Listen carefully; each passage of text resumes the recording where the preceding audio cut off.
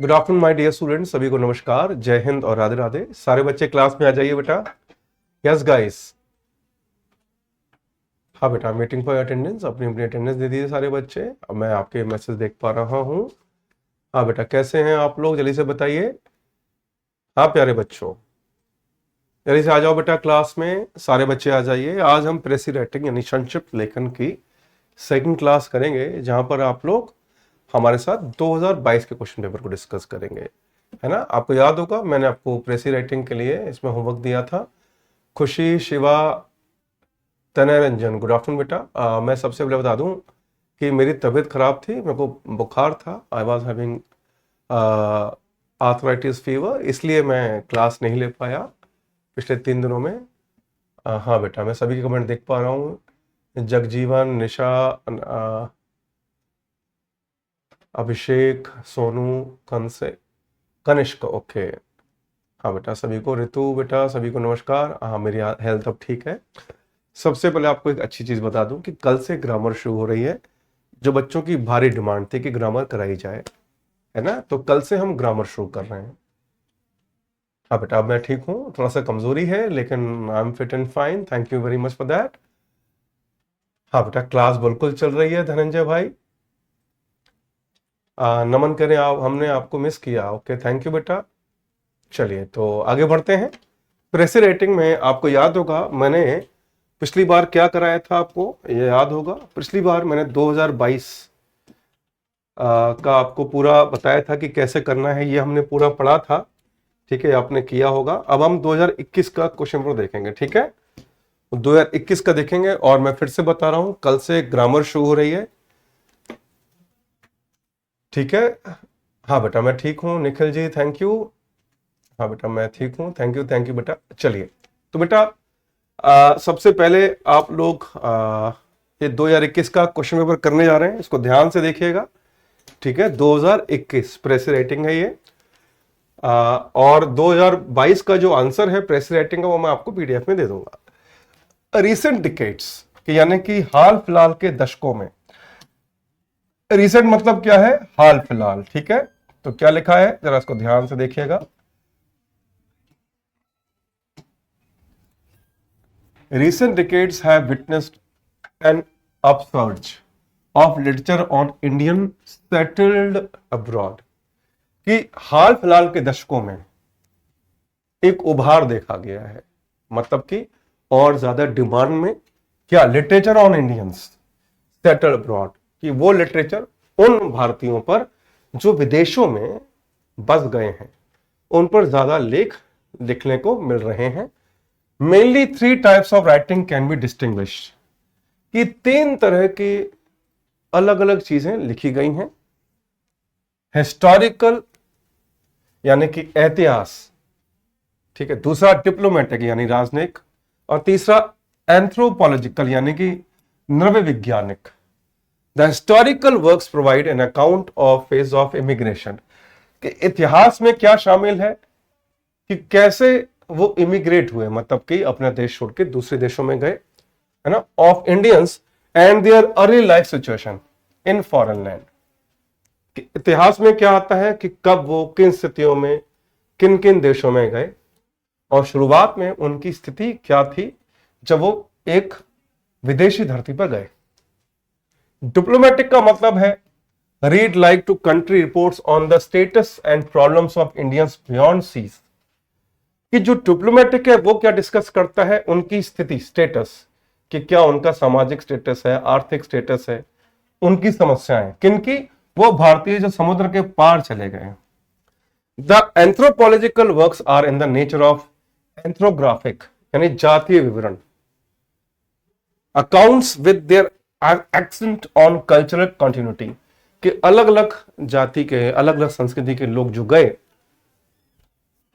उनका क्या प्रभाव रहा, या फिर उन्होंने कैसे नई धरती के तौर तरीकों को सीखा और अपने तौर तरीकों में बदलाव लाए।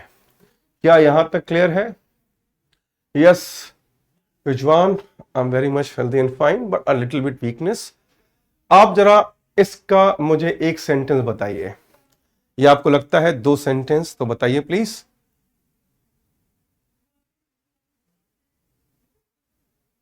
हाँ बेटा जी, कोई बता रहा है?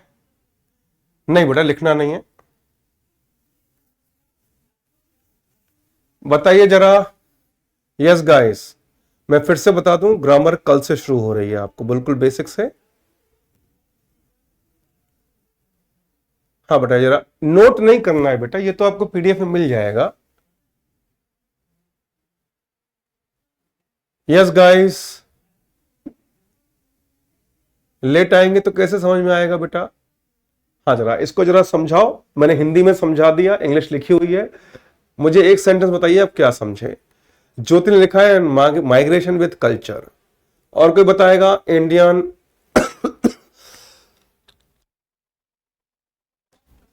हाँ बेटा, आकांक्षा सक्सेना जी, मैंने खा लिया है, थैंक यू बेटा। Introduction of Indian literature sir, okay.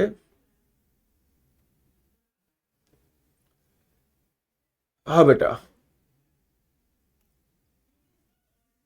Muskan, you were late, so you didn't get it. Question नहीं है बेटा, ये प्रेसी राइटिंग है, इसमें क्वेश्चन तो है ही नहीं, ये खुद ही क्वेश्चन है भाई। इससे पता लगता है आप लेट आई हैं मुस्कान जी। प्रेसी राइटिंग में कोई क्वेश्चन थोड़ी होता है, आपको क्वेश्चन पढ़, पूरा कहानी पढ़ के उसका संक्षिप्त लिखना होता है। तो मुस्कान, फिर ऐसा बुद्धिमत्ता वाला सवाल कैसे पूछा आपने कि क्वेश्चन क्या है? प्रेसी राइटिंग में कोई क्वेश्चन होता है क्या?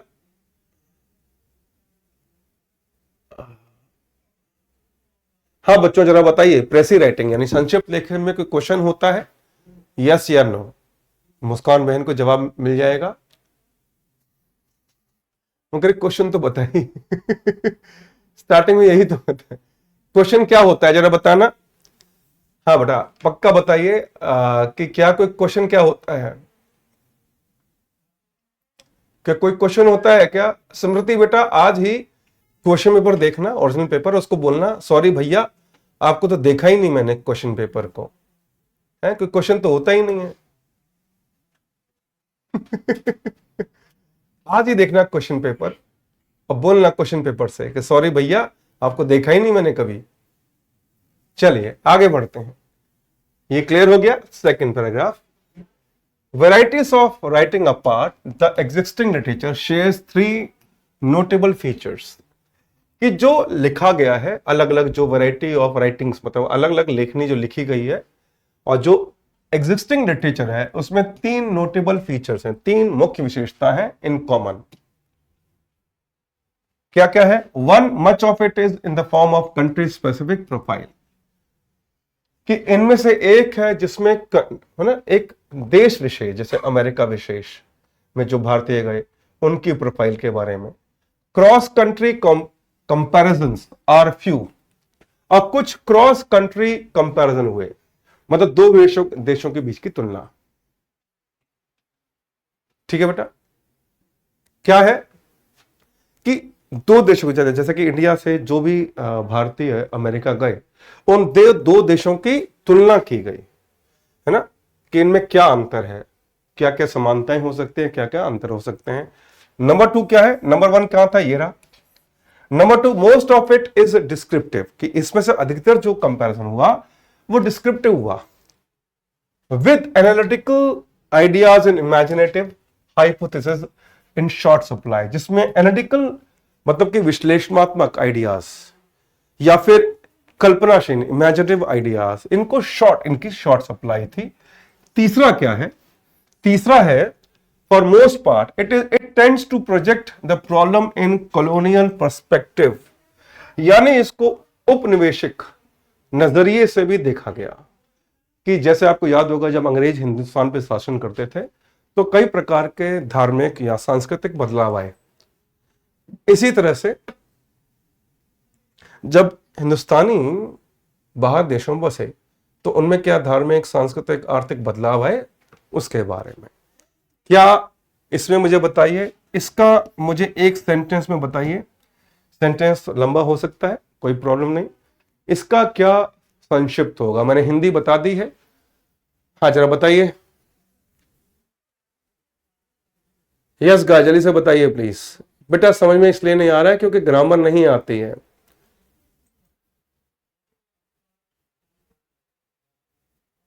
चलिए बताइए इसमें क्या लिखा, feature of Indian literature. Very good, Deepak ने देखो एक लाइन में बहुत अच्छा लिखा है। दीपक जी बहुत बहुत धन्यवाद।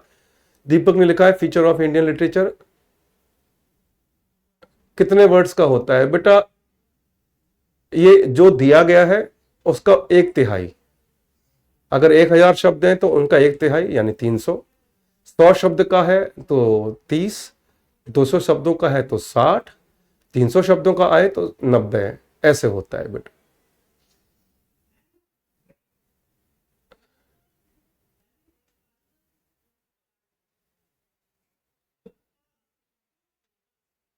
और कोई आंसर प्लीज, शाबाश बेटा। और कोई बता रहा है?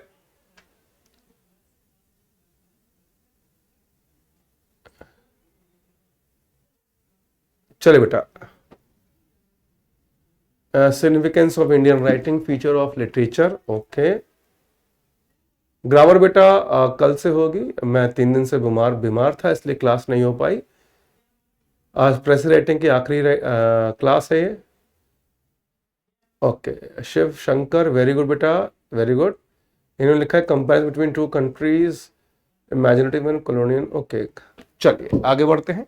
गुड। अगला है, there are broadly two ways in which the problem of Indians abroad has been looked at. कि मुख्य तौर से टू वेज यानी कि 2 तरीकों से भारतीयों की प्रॉब्लम देखी गई है, या कि 2 मुख्य विभाजन किए गए हैं कि भारतीयों की समस्याओं के बारे में। ठीक है, the colonial and the nationalist, यानी कि एक तो है ना उपनिवेशवादी और एक राष्ट्रवादी। कॉलोनियन वे maintain that Indians went abroad driven by their domestic economic compulsion. कि जो कॉलोनियल सोच है वो क्या कहती है कि जो उनकी घरेलू आर्थिक स्थितियां थी उसकी मजबूरी से वो विदेश गए, है ना। ये कौन सा है पहला रीजन कि जो भी भारतीय विदेश गए, पहला रीजन क्या था? आर्थिक मजबूरियां, या फिर लालच, या फिर लोभ। लालच लोभ एक ही चीज है। दैट दे वर हीथन्स, कि वो अधर्मी थे या फिर आलसी थे या फिर चालाक थे, झगड़ालू थे। That they tended to clinch tenaciously to their culture in order to make up for the loss on the economic front। कि वो दृढ़ता से अपने संस्कृति से लगे रहे, उनको खोया नहीं, है ना, मगर इकोनॉमिक फ्रंट में वो और अलग रहे, to cope with the status loss on the social front. और वो अपने जो सामाजिक लॉस है उसको कैसे पूरा किया? भाई मान लीजिए कोई व्यक्ति अपना परिवार समाज छोड़ के विदेश जाता है, तो वो किस लिए आता है? मजबूरी में या लालच में। अब समाज छूट गया तो वो आगे कैसे आएगा? अपने आप को फ्रंट में कैसे दिखाएगा? फाइनेंशियली ग्रो करके। क्या ये क्लियर है? ये क्लियर हो गया तो सीएल लिख दीजिए। अगर यहां तक क्लियर हो गया, यहां पर बताया गया है रीजन। क्या बताया गया? कि भारतीयों का विदेश जाने का क्या क्या रीजन है। पहला कॉलोनियल, दूसरा नेशनलिस्ट। तो कैसे लिखेंगे जरा बताइए, शाबाश।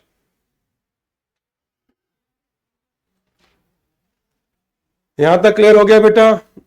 Very good. इसका एक सेंटेंस बताइए क्या होगा। जैसे कि इशिका पटेल ने लिखा है reason of migration. Very good बेटा। और कोई बताएगा?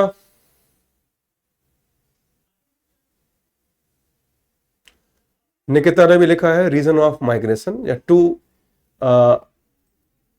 Reasons behind the migration. Okay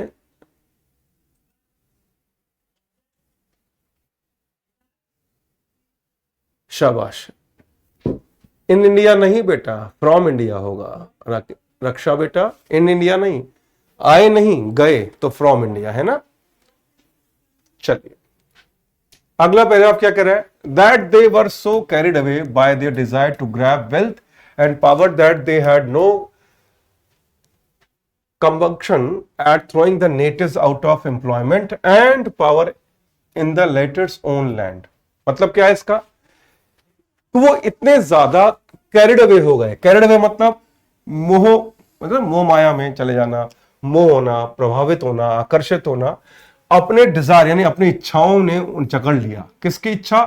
ताकत की और पैसे की, है ना। पैसा और ताकत की इच्छा ने उन्हें इतना जकड़ लिया कि उन्हें कोई पश्चाताप नहीं हुआ अपने देश को छोड़ने का। प्लस जैसे कि इंडियन जब मान लीजिए अमेरिका गए तो वहां क्या किया, वहां पर वहां के लोकल लोगों की नौकरियां छीन ली, उनको नौकरी से निकलवा दिया और खुद वहां पर जम गए। और मतलब जो वहीं के लोग थे उनकी धरती को अपनी धरती बना लिया। And that their difficulties in foreign countries were largely of their own making. और जितनी भी समस्या उन्होंने विदेशों में झेली वो उनकी खुद की खड़ी हुई थी, है ना। All this is clearly indicative of the way colonialists and their ideologies look at that problem and would have us look at it। कि यही तरीके से यही चीजें कॉलोनियल और आइडियोलॉजिस्ट विचारक जो है देखते हैं और चाहते हैं कि हम भी उस नजर से देखें। भाई ये तो सच है, हम इंडियंस कहीं भी जाएंगे तो वहां पर अपनी परफॉर्मेंस से झंडे तो गाड़ेंगे, तो सच है।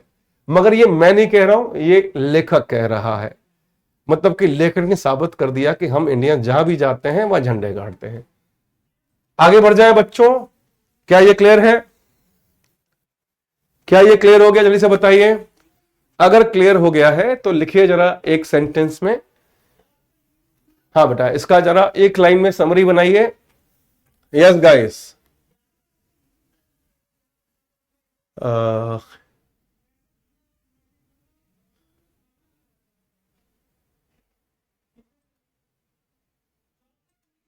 हाँ क्लियर हो गया है तो जल्दी से बताइए एक सेंटेंस में आप यहां से इस पैराग्राफ से क्या समझे, जरा बताइए। Yes guys.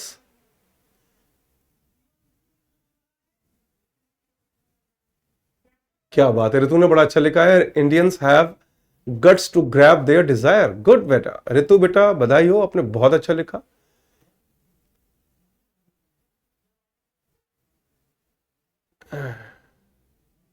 पावर ऑफ नहीं बेटा, अपने विचार नहीं लिखने, जो लिखा है उसकी समरी लिखनी है।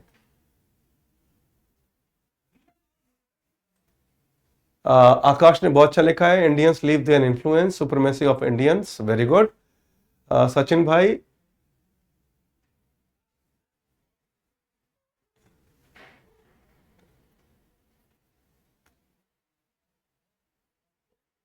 हाँ बेटा वेरी गुड। हाँ बेटा, तो इससे क्या पता लगा कि इंडियंस जो हैं वो विदेशों में गए, they conquered the world, they conquered that country, है ना, because of their hard work, है ना। दे गॉट, है ना, द लोकल अनएम्प्लॉयड। बिल्कुल सही कहा, बिल्कुल सही। आगे बढ़ते हैं next paragraph. And against this, और इसके विरुद्ध, the nationalist way contents that in most cases Indians did not go abroad. कि अधिकतर मामलों में जो इंडियंस बाहर नहीं गए on their own but were Indeed taken, मतलब कुछ इंडियंस, मतलब कि अधिकतर इंडियंस बाहर नहीं गए, उनको ले जाया गया अंडर वेरियस अरेंजमेंट्स, अलग अलग तरीकों से, as instruments of colonial domination. उपनिवेशिक प्रभुत्व दिखाने के लिए होता ना, जैसे कि कई इंडियंस को आपने पता होगा मॉरिशियस में इंडियंस को ले जाया गया था अंग्रेजों द्वारा, ब्रिटिशर्स के द्वारा, वहां से मजदूरी कराने के लिए। लेकिन आज की तारीख में मुझे याद है एक राष्ट्रपति थे मॉरिशस के, वो कौन थे, राम गुलाम नाम था शायद उनका, मेरे को नाम जहां तक ध्यान नहीं आ रहा। अगर किसी को ये याद है तो कंफर्म यस लिख दीजिएगा। किसी को याद है मॉरिशस के राष्ट्रपति राम गुलाम? तो उन्होंने बताया कि मेरे पूर्वजों को यहाँ पर ले जाया गया था, हम लोगों को लाया गया था गुलाम बनाकर मजदूरी कराने के लिए। लेकिन आज तो कितनी बड़ी बात है कि इंडियंस जहां जा रहे हैं वहीं पर, अच्छा मेरा नाम सही लिया, ओके कनिष्क, थैंक यू। तो ऐसे ही आपको पता है ब्रिटेन के जो प्रधानमंत्री हैं वो भी ऋषि सुनक, वो भी हिंदुस्तान के हैं। नहीं बेटा, आपको नहीं याद है तो कोई बात नहीं, बच्चे जिसको याद है उसने यस लिख दिया है ना। हाँ बेटा, तो यही चीज हो रही है कि जहां हम जा रहे हैं वहीं पर, है ना।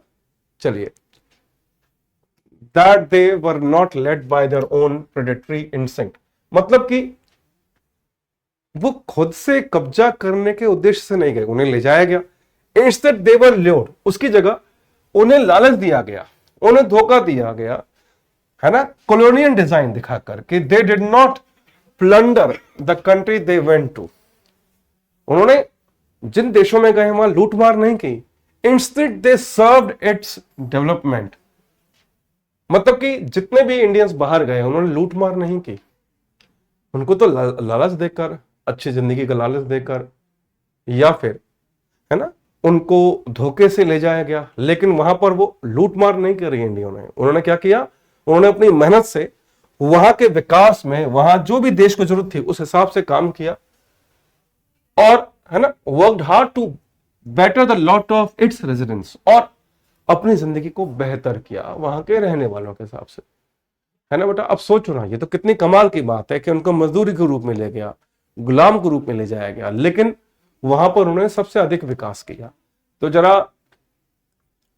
ये तो पढ़ के मैं इमोशनल हो गया, बड़ा अच्छा लग रहा है ये पढ़ के। तो जरा मेरे को इसका एक लाइन में बताइए, या चाहे तो 2 सेंटेंस लिख सकते हैं। इस पैराग्राफ का समरी क्या होगा बताइए। यस गाइस, इस पैराग्राफ की क्या समरी होगी जरा बताएं, जल्दी बताओ बेटा।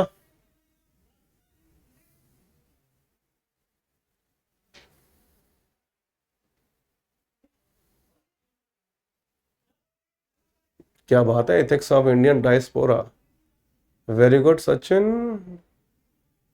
लाइवलीहुड माइग्रेशन बाय कॉलोनियल, क्या लिखा है पता नहीं, ये तो टीम ब्लॉक।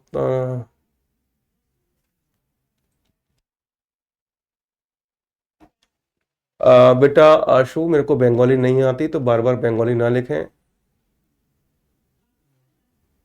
राधा बेटा क्या हुआ, तानिया को क्यों ब्लॉक करना है जरा बताइए। बेटा आपस में मत लड़ो, एक सलाह दूं मैं आपको, जो बच्चे आपस में लड़ रहे हैं, अगर आपको लगता है आपको कुछ कहा गया किसी के द्वारा तो मत सुनिए उसकी बात को, ठीक है, इग्नोर कीजिए। देखो बेटा,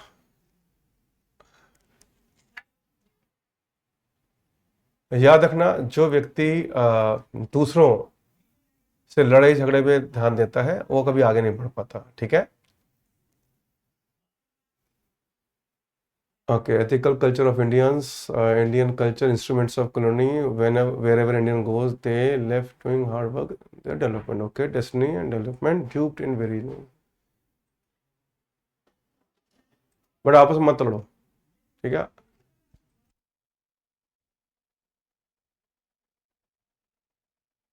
चलिए इग्नोर कीजिए आप। याद रखना कि यदि कोई मुझे गधा कहे, यदि मैं हूं, मान लीजिए मैंने क्या बोला, यदि किसी ने मुझे गधा कहा और यदि मैं गधा हूं तो मुझे पता होगा, तो मैं गलत नहीं मानूंगा क्योंकि भाई गधा हूं मुझे मालूम है कहा। और यदि नहीं हूं मैं गधा तो मैं उसको अपने ऊपर ले क्यों रहा हूं, सिंपल लॉजिक, इग्नोर करो बेटा। चलिए अगला paragraph, that they were not lazy, कि वो आलसी नहीं थे, बट इंडस्ट्रियस, यानी वो मेहनती थे, कनिंग बट थ्रिफ्टी, चालाक थे लेकिन मितव्ययी थे। कंजूस और मितव्ययी में क्या अंतर होता है, कंजूस वहां भी खर्च नहीं करता जहां जरूरी है, मितव्ययी यानी थ्रिफ्टी का मतलब क्या है, वो फालतू जगह खर्च नहीं करता, जहां जरूरी है वहीं खर्च करता है। आगे, नॉट इंडोलेंट, वो आलसी नहीं है, बट एंटरप्राइजिंग, मेहनती है, उद्यमी है, that they had been tolerated only as long as they were prepared to play second fiddle to the natives, कि उनको सहन किया गया जब तक दूसरे दर्जे का काम करना पड़ा, मतलब कि जब तक वो दूसरे दर्जे का निचला काम करने लगे तब तक तो उन्हें वहां के देशों के लोगों ने सहन किया। मान लीजिए अमेरिका गए कुछ इंडियंस, अब वो यदि नौकर बन के रह रहे हैं तब तो सहन किया गया उनको, लेकिन जैसे ही वो बॉस बनने लगे मामला उल्टा हो गया, ठीक है बेटा। Next, but once they begin to assert their rights they were pushed out, कि एक बार वो दावा करने लगे, आगे बढ़ने लगे तो उन्हें बाहर भगाने की कोशिश करने लगी, लेकिन जब उन्होंने अधिकार मांगे, that their difficulties in foreign land were not their own making, कि वो समस्या वो नहीं थी जो उन्होंने बनाई थी, but of the making of neo colonial powers, वो वहां के जो नए पावर थे, नए शक्ति समूह थे, उन्होंने खड़ी की थी समस्या, which keep playing political games in the third world countries, जो राजनीतिक खेल खेलते हैं थर्ड वर्ल्ड कंट्रीज में। हाँ बेटा, इससे क्या समझे जरा बताइए, आप सोचो यहां पर क्या हो रहा है कि इंडियंस जब तक वहां पर थर्ड ग्रेड काम करते रहे कोई फर्क नहीं पड़ा वहां के लोकल्स को, लेकिन जैसे ही उन्होंने अपने अधिकारों का डिमांड की, जैसे ही वो आगे बढ़ने लगे, उनको बाहर धकेले जाने लगा, उनके खिलाफ पॉलिटिकल धोखे होने लगे। तो बेटा अब जरा इसका एक लाइन बताइए क्या होगा। हाँ मेरी आवाज आ रही है? सुन,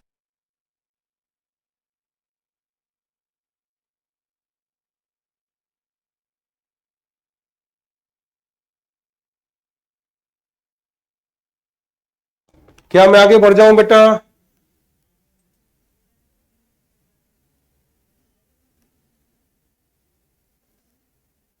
क्या मैं आगे बढ़ूं? ये क्लियर हो गया? चलिए आगे बढ़ते हैं।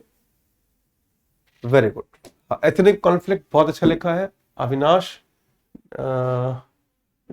Avnish, okay, very good beta. Ethnic conflict in the country of Indians abroad, it is the functional orientation that predominates, मतलब कि स्टडी ऑफ इंडियंस अब्रॉड के जो भारतीय बाहर पढ़ रहे हैं, द फंक्शनलिस्ट यानी कार्यक्षमता आधारित जो उनका दिशा है वो प्रमुखता से, मतलब कि जो इंडियंस बाहर जाते हैं पढ़ने के लिए वो सबसे ज्यादा क्या करते हैं, अपनी कार्य क्षमता पर, अपनी कैपेसिटी पर, अपनी क्षमता पर काम करते हैं। दिस इज एविडेंट, ये स्पष्ट है from the fact that existing literature is pre occupied with question of cultural identity and integration. क्योंकि जो ये स्पष्ट है कि जो तथ्य है लिटरेचर में जो जो लेखनी है उन लोगों के बारे में जो विदेश में आके बने, है ना, वो पूरी तरह से प्री ऑक्यूपाइड है, मतलब घिरी हुई है उस सवाल से कि कल्चरल आइडेंटिटी के, मतलब कि सांस्कृतिक पहचान के सवाल से या फिर एकीकरण के सवाल से घिरी हुई है या फिर भरी हुई है। The relative neglect of the question of class and power, और जो वहां के लोकल लोगों ने जो उपेक्षा की उनके क्लास की, उनके पावर की। It is pity that no systematic attempt has been made to look at the problem in terms of other prospectives. यानी कि यह बहुत दयनीय है कि कोई भी सिस्टमैटिक तरीके से उनकी समस्या को नहीं समझा गया भविष्य को देखते हुए। इससे क्या समझेगा बताइए? हाँ बेटा, पहले बेसिक इंग्लिश सही कीजिए, उसके बाद ये क्लास समझ में आएगी। ठीक है बेटा, बेसिक तो खुद ही करनी पड़ेगी बेटा।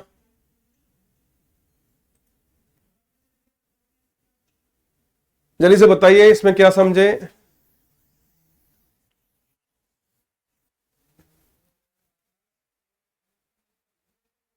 जल्दी बताओ बेटा। बेटा ये आपकी मेंस की क्लास है, यहां पर बेटा स्कूल की पढ़ाई नहीं चल रही है।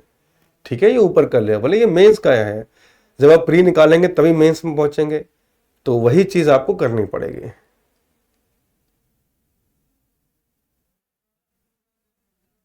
चलिए आगे बढ़े। हाँ बेटा बिल्कुल सही है,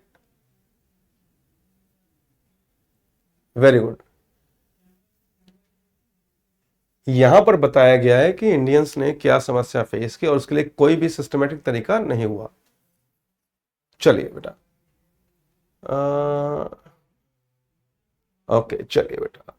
बेटा बताऊं क्या है, आप इस क्लास को जैसे एसएससी क्लास होती है ना, पहले नाउन पढ़ाया, प्रोनाउन पढ़ाया, टेंस पढ़ाया, उसके बाद फिर unseen passage, cloze test, parajumble चल रहे हैं। ये एसएससी की क्लास नहीं है बेटा, ठीक है। चलिए आगे। Indians are not the only people who have ventured out of their homeland in such vast numbers. यानी कि केवल भारतीय नहीं है जिन्होंने बाहर जाकर, है ना, अपने अपने अपने देश को छोड़कर, अपने ना मातृभूमि को छोड़कर बाहर गए हैं। Their number look small when compare to overseas Chinese and overseas British, कि उनकी संख्या कम दिखाई देती है यदि हम चाइना के लोगों या ब्रिटिशर से कंपेयर करें।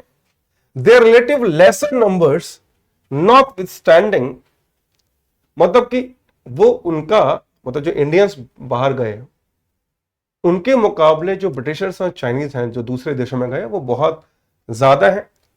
इसके बावजूद भी Indians from large enough number outside India and significant enough group in several countries to merit serious research attention as well as civil concern.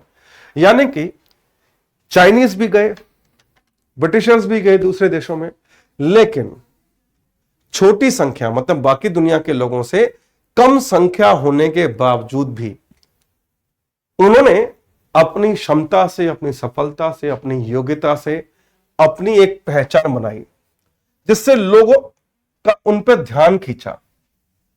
लोगों का ध्यान गया कि भाई हम तो, अब मान लीजिए चुनाव होने वाले हैं, मान लीजिए चुनाव हो रहा है, अब उसमें कोई इंडियन अगर चुनाव में खड़ा हो गया तो क्या होगा? भाई अगर मान लीजिए अमेरिका में इंडियंस की जनसंख्या ज्यादा हो गई तो फिर तो भैया यहां से राम बाबू पेड़े वाला भी जाएगा, और यदि उसने भी चुनाव लड़ा है तो जीतना उसी का ही है। तो वहां के जो लोकल लोग हैं उनको चिंता होनी जरूरी है। तो वही चीज यहां लिखी गई है कि बाकी देश यानी कि चाइना और ब्रिटिशर्स भी गए, लेकिन जो कमाल या जो सफलता, जो योग्यता दिखाई इंडियंस ने, कि वो चीज सबसे जबरदस्त रही, जिससे रिसर्चर्स की अटेंशन खींचा गया। अब इसको एक सेंटेंस में बताइए जरा। हाँ बेटा जल्दी से बताइए। यस गाइस, पैसेज का सॉल्यूशन बेटा मिलेगा भी और डिस्कस भी होगा, पीडीएफ में मिलेगा।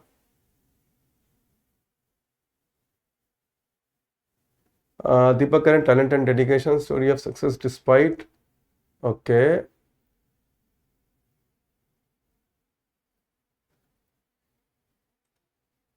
Indians left their footprint. Okay, very good.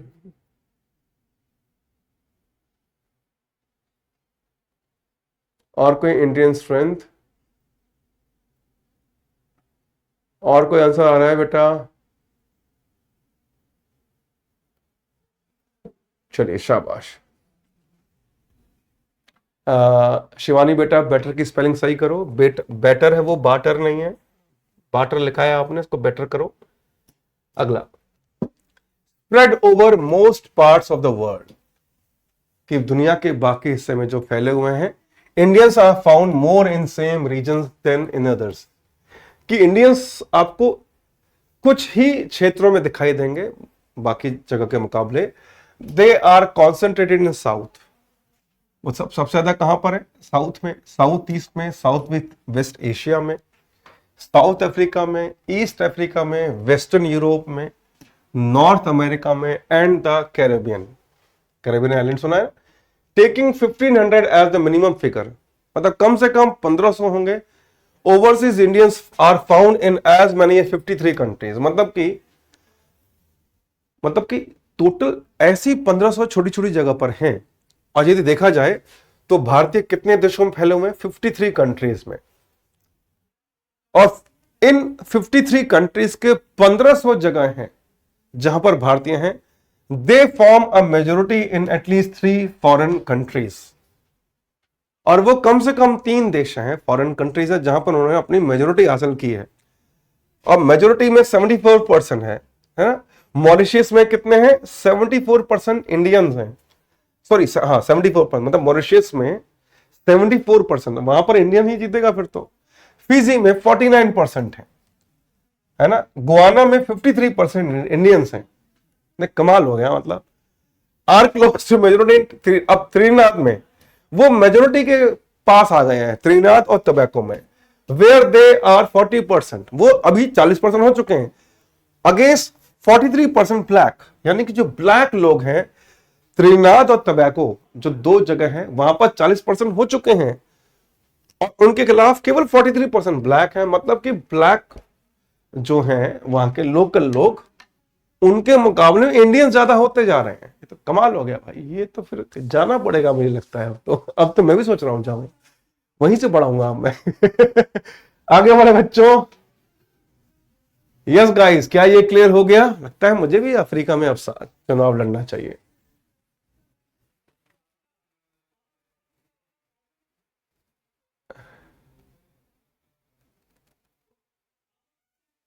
क्या ये क्लियर है? तो इसका जरा एक सेंटेंस बताइए, एक सेंटेंस बताइए, क्या समझेंगे?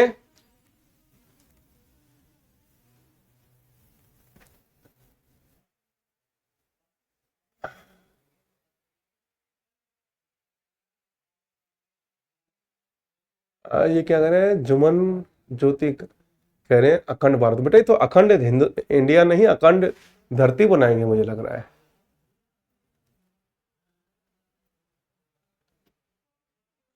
विकास कह रहे हैं कि मैं भी चलूंगा आपके साथ। सब देंगे बेटा। Very good. तो यहां पर क्या बताया, ratio of Indians in different countries, है ना, इसके बारे में हम डिस्कस कर सकते हैं इसमें। चलिए शाबाश। आखिरी पैराग्राफ है इस कहानी का, उसके बाद कंक्लूजन मैं आपको दूंगा आंसर। आखिरी है नहीं, हाँ ये आखिरी है, इसके बाद आंसर देखेंगे।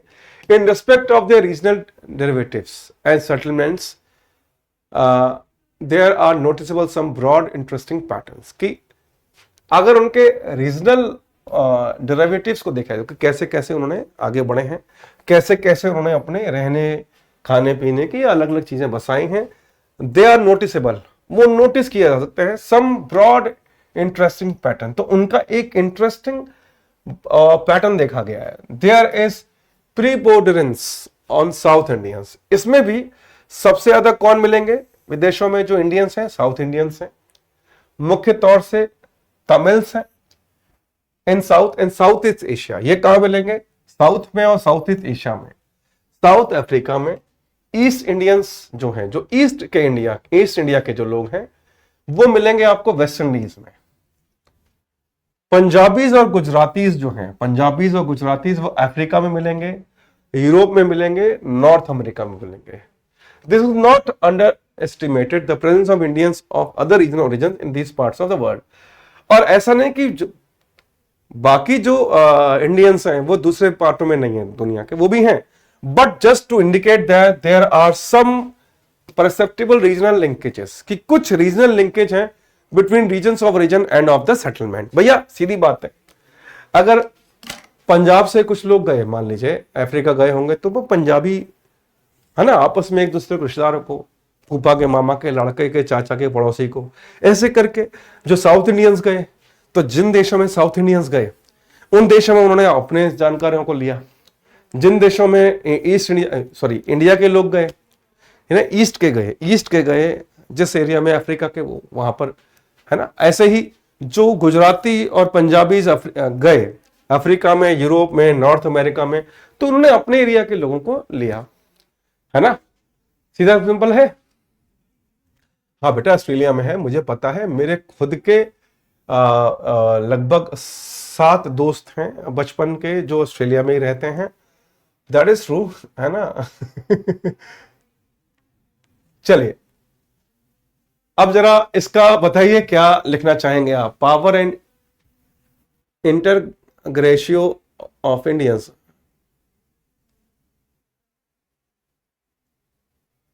यस गाय जल्दी से बताइए। Indian related are other countries in, और बाकी बच्चे बताइए। Ratio Indian mostly concentrated more than 2 countries majority. Okay, Indians are outnumber in every countries.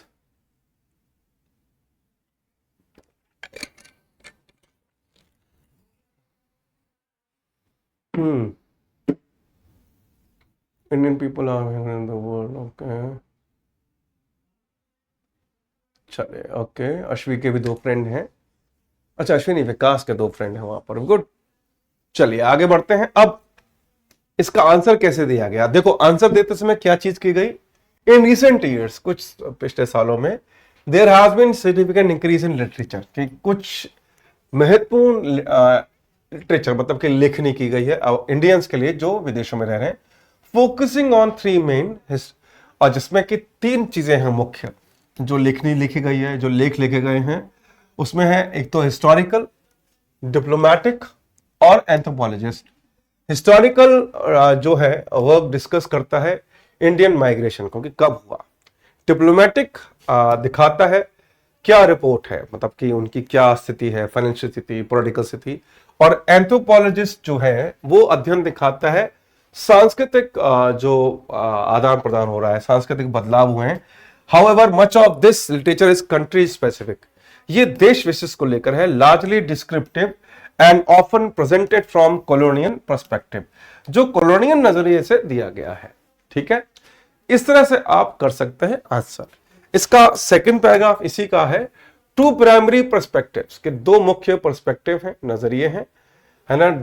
इस डिस्कोर्स को जो डिस्कस करते हैं इंडियंस अब्रॉड में, एक तो कॉलोनियन और एक nationalist. The colonial view depicts Indians are motivated by greed, कि कॉलोनियल लोग सोचते हैं कि इंडियंस जो हैं उनकी मुख्य प्रेरणा है लालच या लोभ, क्लिंजिंग इन देयर कल्चर, जो उनके कल्चर में है, and causing their own difficulties in foreign land, जिसकी वजह से वो परेशानी में घुसे हुए हैं। जबकि इसके उलट जो राष्ट्रवादी हैं, नेशनलिस्ट हैं, वो क्या है, उनका कहना क्या है कि इंडियंस हैं, है ना, our taken abroad by colonial forces contributed, जिन्होंने अपने पॉजिटिव कंट्रीब्यूशन के द्वारा अपने देश, उस देश को अपना देश बनाया, उन्होंने चैलेंज फेस किए, है ना, due to neo colonial powers. क्या ये क्लियर हो गया बच्चों? क्या हम 2000, ये हमने देखो 2023 और 2022 का आपको आंसर मिल ही जाएगा, 21 का कर लिया। क्या आप लोग तैयार हैं 2020 का क्वेश्चन देखने के लिए? तैयार हैं तो यस लिख दीजिए। हाँ बेटा, तैयार हैं 2020 का क्वेश्चन पेपर करने के लिए? बेटा देखो, आपको कम से कम 300 में से 75 मार्क्स लाने हैं, नहीं तो आपकी कॉपी भी चेक नहीं होगी, जो है ना, आंसर शीट चेक नहीं होगी बेटा। Is it clear? इंग्लिश में आपको कम से कम 75 मार्क्स लाने हैं। 300 में से 75 नंबर नहीं आए तो मामला गड़बड़ हो जाएगा, आपके महीनों की मेहनत खत्म हो जाएगी बेटा। इसलिए प्लीज ध्यान दीजिए, और मैं कह ही चुका हूं, आज मैं 2 बार बता चुका हूं। शिवम बेटा, आप लेट आए हैं, इससे पता लगा कि आप लेट आ गए। मैंने ये इसका जवाब 3 बार दे दिया है। मेरी तबीयत ठीक नहीं थी, मुझे बुखार था बेटा, ठीक है। चलिए, तो आइए अब ये 2020 का क्वेश्चन पेपर करेंगे। आप सब लोग ध्यान से पढ़ेंगे, कोई भी फालतू कमेंट नहीं करेगा। मैं यहां पर देख रहा हूं कुछ लोग आपस में चैटिंग कर रहे हैं, इग्नोर कीजिए इनको, ठीक है। चलिए, अभी कोई आपस में चैटिंग नहीं करेगा। मैं आपको फर्स्ट एंड लास्ट वार्निंग दे रहा हूं, पहली बार कोई भी चैटिंग करते हुआ दिखाई दिया, इसको ब्लॉक कर दिया जाएगा। Is it clear? चलिए, Ashoka set an extraordinary example by making himself available at all times for consultation, कि अशोका ने एक असाधारण उदाहरण पेश किया, अपने आप को हमेशा उपलब्ध रखकर कंसल्टेशन यानी सलाह मशवरे के लिए। वेदर ही वॉज रिलैक्सिंग, कि मान लीजिए वो आराम कर रहे हैं इन द पैलेस, अपने महल के गार्डन में, और इवन वाइल बीइंग मसाज, यहां तक कि जब उनकी मसाज चल रही हो, bye hearing settling disputes he kept in touch with the detail of administration, किसी विवाद को सेटल करने के लिए, समझौते के लिए वो हमेशा टच में रहते थे। एडमिनिस्ट्रेशन डिटेल के लिए मतलब कि जो भी उनकी एडमिनिस्ट्रेशन थी, मैनेजमेंट थी, उसके टच में रहते थे। The disputes over water rights, जो पानी का अधिकार था, ग्रेजिंग राइट यानी कि पशु जो चर रहे हैं उनका अधिकार, कि किस कहां के जानवर कहां तक चर सकते हैं। And the problem of money lending, और जो समस्या थी पैसे की, जो पैसे उधार लेना देना करते हैं, were all familiar to him, उसको हर तरह का जो प्रॉब्लम थी टेक्निकल वो पता थी। To complete the picture of how the emperor and his people lived, वो एक कंप्लीट पिक्चर थे कि कैसे एक एम्परर होना चाहिए, है ना, और कैसे उसके लोग रहने चाहिए। It is essential to consider the caste which were already forming in India's first great empire, ये जानना या कंसीडर करना जरूरी है कि किस तरह की जातियां वहां थीं या बन रही थीं उस महान साम्राज्य के दौरान। आसान है ये, 2020 का काफी आसान आया है। इसका जरा एक सेंटेंस बताइए। हाँ बेटा,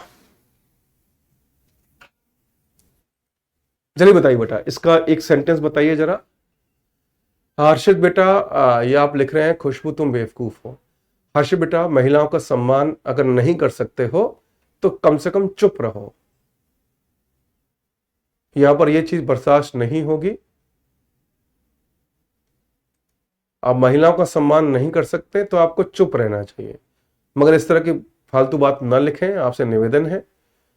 और आप अपने आप को दुनिया का सबसे लकी इंसान मान लीजिए कि आपने ये मेरे सामने खड़े होकर नहीं किया, वरना विश्वास मानो पूरी जिंदगी हर महिला को देख के कांप जाते अगर मेरे सामने होकर ये करते तो। ठीक है, नींद में भी महिलाओं को देख के घबराहट होती, मैं वो हाल करता। इस तरह की बकवास नहीं लिखना था आपको, ये आपके लिए लास्ट वार्निंग है।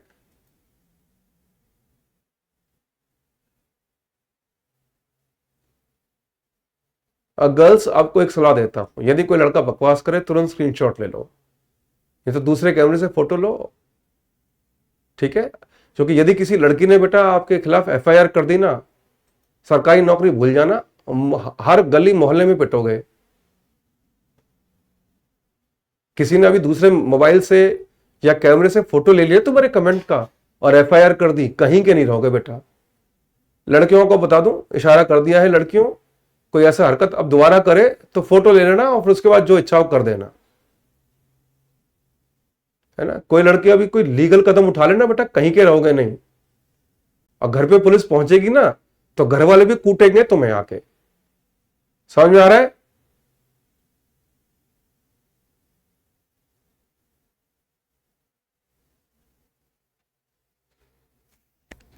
हाँ, तो बेटा इसमें क्या बोला गया है, इसमें बोला गया है कि Ashoka was an extraordinary emperor. ठीक है, he was always in touch with all the daily problems of his citizen। कितना आसान हो सकता है। ठीक है बेटा, आगे बढ़ते हैं, चलिए नेक्स्ट। इन अशोकाज एम्पायर, के अशोका के साम्राज्य में there was first the priestly caste who lived as monks और holy man and perform the rites at the temples.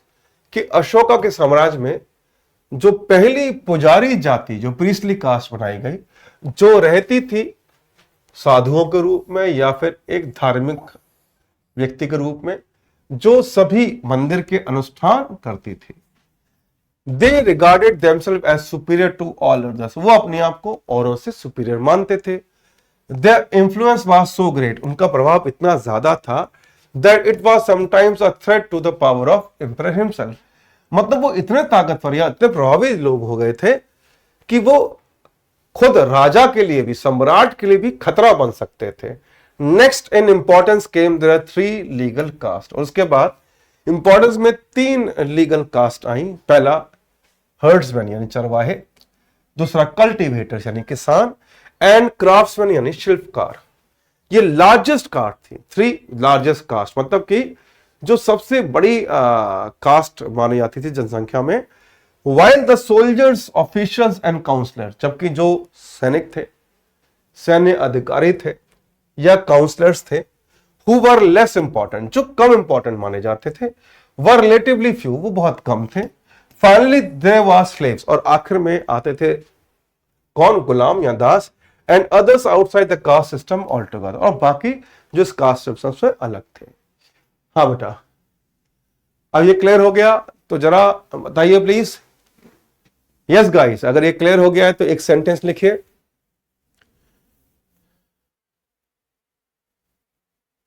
हर्षित बेटा अच्छा लगा, आपने सॉरी मांगा, वेरी गुड बेटा, वेरी गुड। ये देखो, ये हर्षित सभी से माफी मांग रहे हैं, कितनों से पंगा ले लिया भैया तुमने। और लड़कियों, तुम लोग भी हर चीज पे एफआईआर मत करना। अभी अभी इस वक्त अपना भाई समझ के माफ कर दो, अभी है ना, हाल फिलहाल माफ कर दो।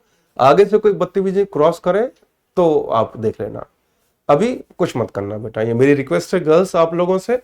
अभी शांत रहिएगा, है ना, पढ़ाई पे ध्यान दीजिएगा, इग्नोर कीजिएगा, और बॉयज आप भी रिस्पेक्ट कीजिए गर्ल्स का। हाँ बेटा, इसको एक लाइन में बताओ जरा।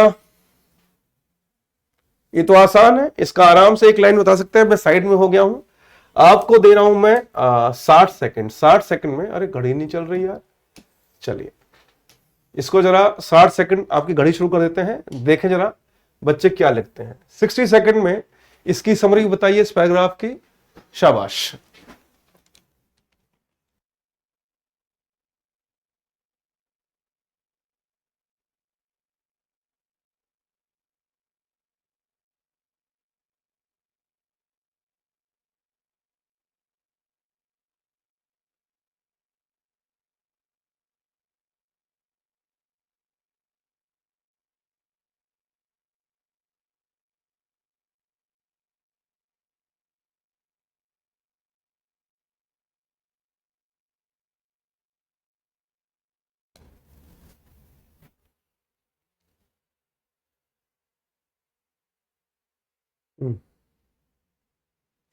caste system in ancient time, caste system in Ashoka's emperor, caste system in Ashoka's court में नहीं बेटा, एम्पायर में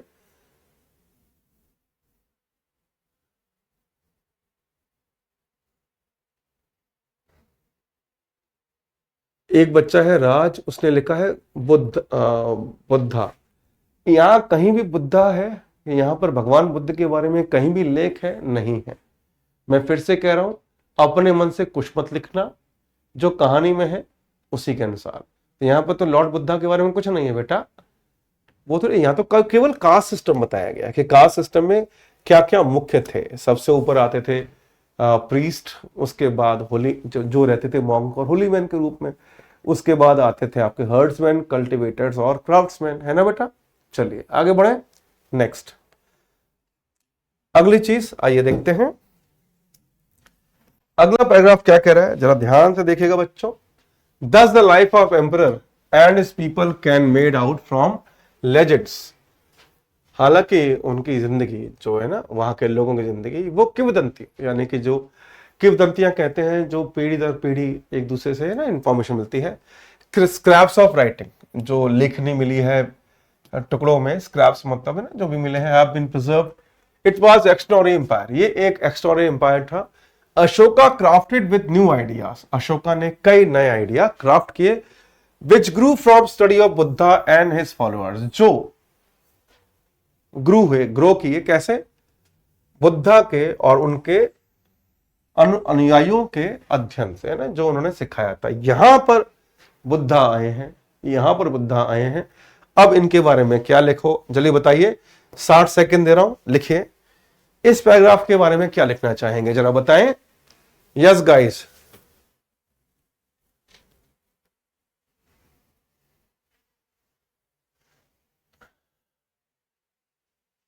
अभी किसी ने नोट्स लिखा ना तो बता रहा हूं मैं, रात को काले दांत वाली बिना बालों की चुड़ैल चिपकेगी। जब भी सोते समय आंख खुलेगी ना, सोते समय किसी वजह से पानी पीने के लिए खांसी आई तो चुड़ैल आके सर पे तांडव करेगी, जिसने भी नोट्स लिखा। कम से कम 20-25 बता चुका हूं कि क्लास के नोट्स कहां मिलते हैं, पुराने वीडियोस देखिए, सब बता रखा है मैंने। अब किसी ने कहा ना पीडीएफ और नोट्स लिखा, तो बता रहा हूं मैं, बहुत हो गया है। मन बुद्धि होने का कोई कोर्स करके आए हो क्या? मैं पिछले 5-6 क्लासेस से बता चुका हूं कि नोट्स कहां मिलते हैं, फिर भी नोट्स पीडीएफ कर रहे हो।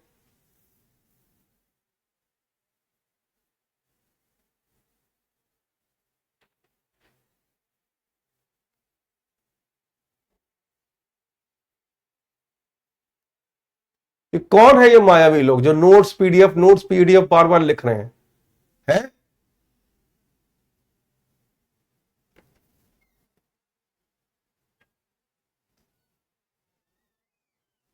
चलो एक सवाल करता हूं मैं,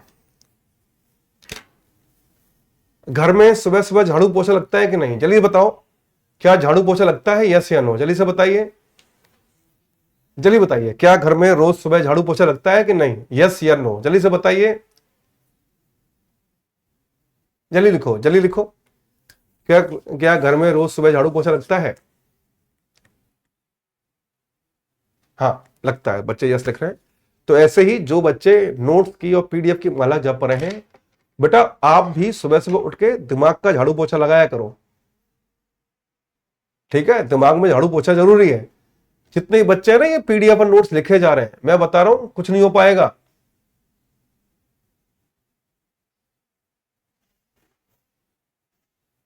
ये बार बार नोट्स पीडीएफ लिख रहे हो ना।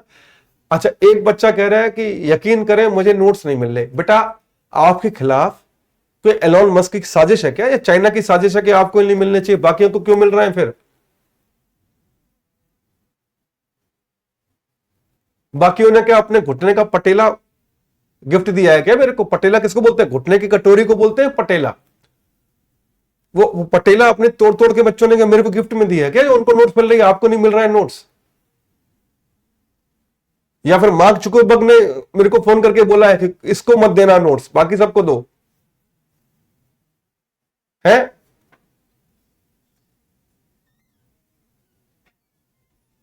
आपने कौन सा बेटा एलोन मस्क के घर पे जो गमछा सूख रहा होगा चुराया होगा, जो आपको मना किया है नोट्स देने को, है खुशबू? आपने क्या एलोन मस्क के घर का गमछा जो सूख रहा था वो चुरा के लाए हो क्या? जो एलोन मस्क ने मुझे फोन कर दिया कि इसी को मत देना नोट्स। अभी कोई नोट्स की माला नहीं जपेगा, चुपचाप पढ़ाई पे ध्यान दो। ये सारे प्रीवियस ईयर क्वेश्चन पेपर है, अभी तक जितना भी मैंने पहली क्लास से आज तक कराया है वो केवल प्रीवियस ईयर क्वेश्चन है। गूगल पे टाइप करो, गूगल नाम की चिड़िया सुनी है, वहां पर जाकर टाइप करो प्रीवियस ईयर क्वेश्चन पेपर, अपने आप मिल जाएंगे।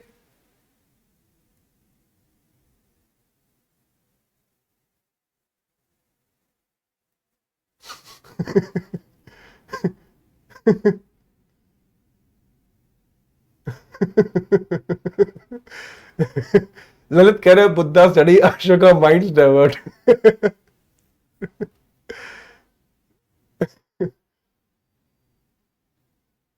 बेटा जितने बच्चों को नोट्स नहीं मिल रहे मिल जाएंगे बेटा, मैं फिर से दिखाऊंगा। देखो बेटा यहां देखो, मैं दिखाता हूं नोट्स कहां मिलते हैं। ये वीडियो चल रहा है, ठीक है, मान लीजिए वीडियो चल रहा है, ठीक है। यहां पर मैं खड़ा हूं, मान लीजिए एक हैंडसम लड़का है, ये मैं हूं, ठीक है। मैं खड़ा होकर यहां पढ़ा रहा हूं, ठीक है, मैं पढ़ा रहा हूं, ठीक। यहां पर क्लास है, ये बोर्ड है, नीचे लिखा होगा चैट्स। चैट्स लिखा हुआ एक डब्बे में होगा, है ना, एक डब्बा बना देता हूं, ठीक है भाई। ये डब्बे में बना हुआ है चैट्स, उसके बगल में एक और डब्बा होगा, उसके बगल में एक और डब्बा होगा, यहां लिखा हुआ है नोट्स, इसमें मिलेगा। बाहर आओगे, इससे बाहर वाले पन्ने पे आओगे तो जीरो नोट्स लिखा होगा। क्या लिखा होगा? Zero note. अंदर आओगे वीडियो के नीचे, जहां चैट है ना, जहां चटिया रहे हो, उसी के बगल में नोट्स लिखा हुआ है। तो पिछली क्लास जो भी हुई है तब तक का मिला हुआ है, ठीक है।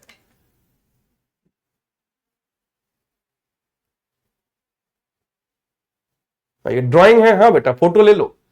जब ये साल 2 साल बाद 200-300 करोड़ में मेरी, है ना, ये करोड़ों की पेंटिंग बिकेगी ना, इसी को भेज देना, ठीक है बेटा।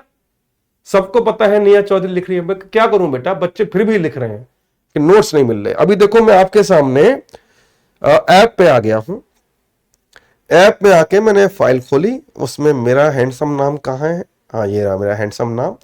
और जैसे ही मैं आता हूं क्लासरूम में, क्लासरूम में लिखा होता है 0 नोट 1 नोट लिखा हुआ है। अंदर आओगे तो देखो मैं आता हूं अपनी, आज है छठी क्लास, 5वीं क्लास। मैं पिछली क्लास देख रहा हूं जो पिछली हुई थी शनिवार को। यहां देखो नोट्स मिल गए मेरे को, ये पिछली क्लास का नोट ये रहा। ये वीडियो के नीचे आओ, पिछली क्लास हुई थी सैटरडे को क्लास हुई थी, उसका वीडियो है, देखो ये रहा, ये वीडियो है। इसके बगल में ये चैट है, चैट में कुछ नहीं है, नोट्स में मेरे नोट्स मिल गए मेरे को, ये लो मिल गए।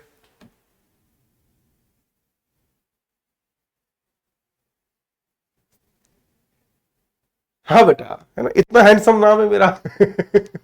चलो, मैं तो बेटा, मैं हैंडसम नहीं हूं, मैं तो महा हैंडसम हूं बेटा, नाम हैंडसम है मेरा। चलिए आगे बढ़ते हैं, है ना, मतलब नोट्स नहीं मिल रहे, है ना। अब मिटा देता हूं, करोड़ों की पेंटिंग है, पता नहीं कोई छीन ना ले, इसलिए मिटा दी मैंने, है ना। मैं नहीं चाहता कि मेरे अलावा कोई और करोड़पति बने। चलिए आगे बढ़े, ना पूरा दिमाग डाइवर्ट कर दिया, बता नोट्स नोट्स कर दिया, बताओ। चलिए आगे बढ़ते हैं बेटा, इस कहानी का अगला हिस्सा पढ़ते हैं। चलो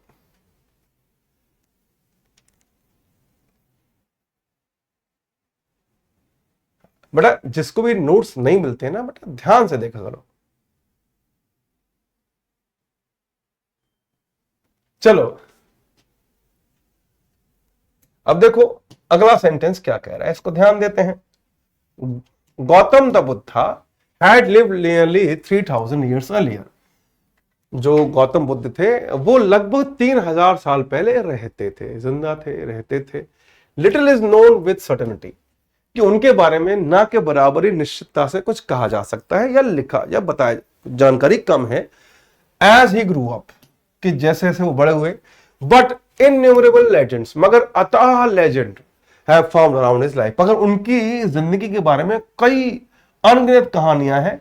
सम of these are common to many religious leaders in Asia, और इनमें से कुछ कॉमन कहानियां हैं कई धर्मों में, है ना, एशिया के।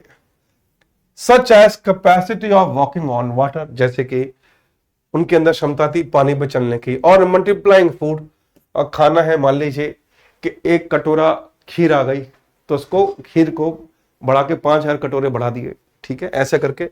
या कहानियां हैं उनकी जो चल रही है ना, बातों में होती है। Buddhism taught Ashoka the importance of right way to live. Buddhism ने अशोका को सिखाया एक महत्वपूर्ण लेसन कि कैसे जिंदगी जी जाती है। अकॉर्डिंग टू अ लेजेंड, एक लेजेंड के अनुसार, talking to a victorious king, Buddha asked, कि जो विजेता राजा था उससे बुद्धा ने पूछा, क्या पूछा, अगले पन्ने पर आएगा, ठीक है। इस पैसेज के इस हिस्से से क्या समझा आपने, जरा बताइए।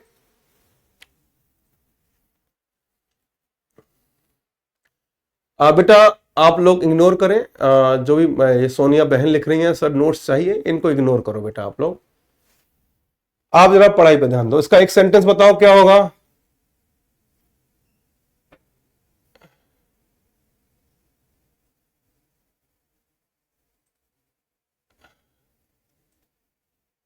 ग्रेटनेस ऑफ अशोका एक आया है, about Buddha, lesson of Buddha to the society. ये देखो सोसाइटी कहां है यहां पर, अभी तक तो लेसन अशोका और बुद्धा की बात हो रही है बेटा।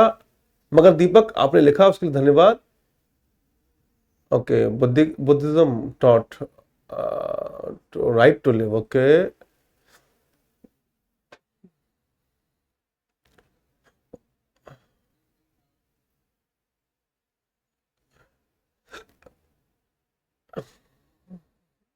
Buddha's contribution, Buddha's teaching changed their way of life. Okay. चलिए आगे बढ़ते हैं। नेक्स्ट, अगला पैराग्राफ क्या कह रहा है। What would you do if you were told that a landslide was about to destroy you and your city? तो बुद्धा ने पूछा, ये कहानी क्या बताए, बुद्धा ने पूछा कि तुम क्या करोगे अगर तुम्हें बताया गया कि भूकंप आने वाला है ना। भूसंकलन, लैंडस्लाइड मतलब भूकंप नहीं कहूंगा, लैंडस्लाइड मतलब जो धरती खिसक जाती है ना, आपने देखा हो पहाड़ियों में, वो होने वाली है और जो तुम्हें और तुम्हारे राज्य को खत्म कर देगी। तो राजा ने अप्लाई किया, आई वुड लिव राइटसली, कि मैं ईमानदारी से काम करूंगा। There would be nothing else to do, और कुछ करने को होगा नहीं। गौतम ने दोबारा पूछा, old age and death are rolling down upon you, कि बुढ़ापा भी तुम्हारे ऊपर आ रहा है और मृत्यु भी तुम्हारे पास आ रही है। What are you running going to do, तुम क्या करने वाले हो। तो राजा मुस्कुराया और उसने कहा, लिव राइटियसली। इसका मतलब क्या है बेटा, इसका मतलब क्या है कि पहले लॉर्ड बुद्धा ने पूछा कि अगर तुम्हें पता लगे कि एक भूसंकलन आने वाला है, धरती खिसकने वाली है, तुम और तुम्हारा राज्य खत्म होगा, तो क्या करोगे। तो बुद्धा ने क्या कहा, सही कदम उठाऊंगा। इसी तरह उसने कहा कैसे ही बुढ़ापा भी आएगा, मृत्यु भी आएगी, तो क्या करना चाहिए, सही जिंदगी जीनी चाहिए। अब इस चीज को मैंने जो बताया, इसको अपनी भाषा में लिखो जरा। हाँ बेटा, एक सेंटेंस में बताओ इसका क्या होगा। मैं आपको दे रहा हूं 60 सेकंड, शाबाश।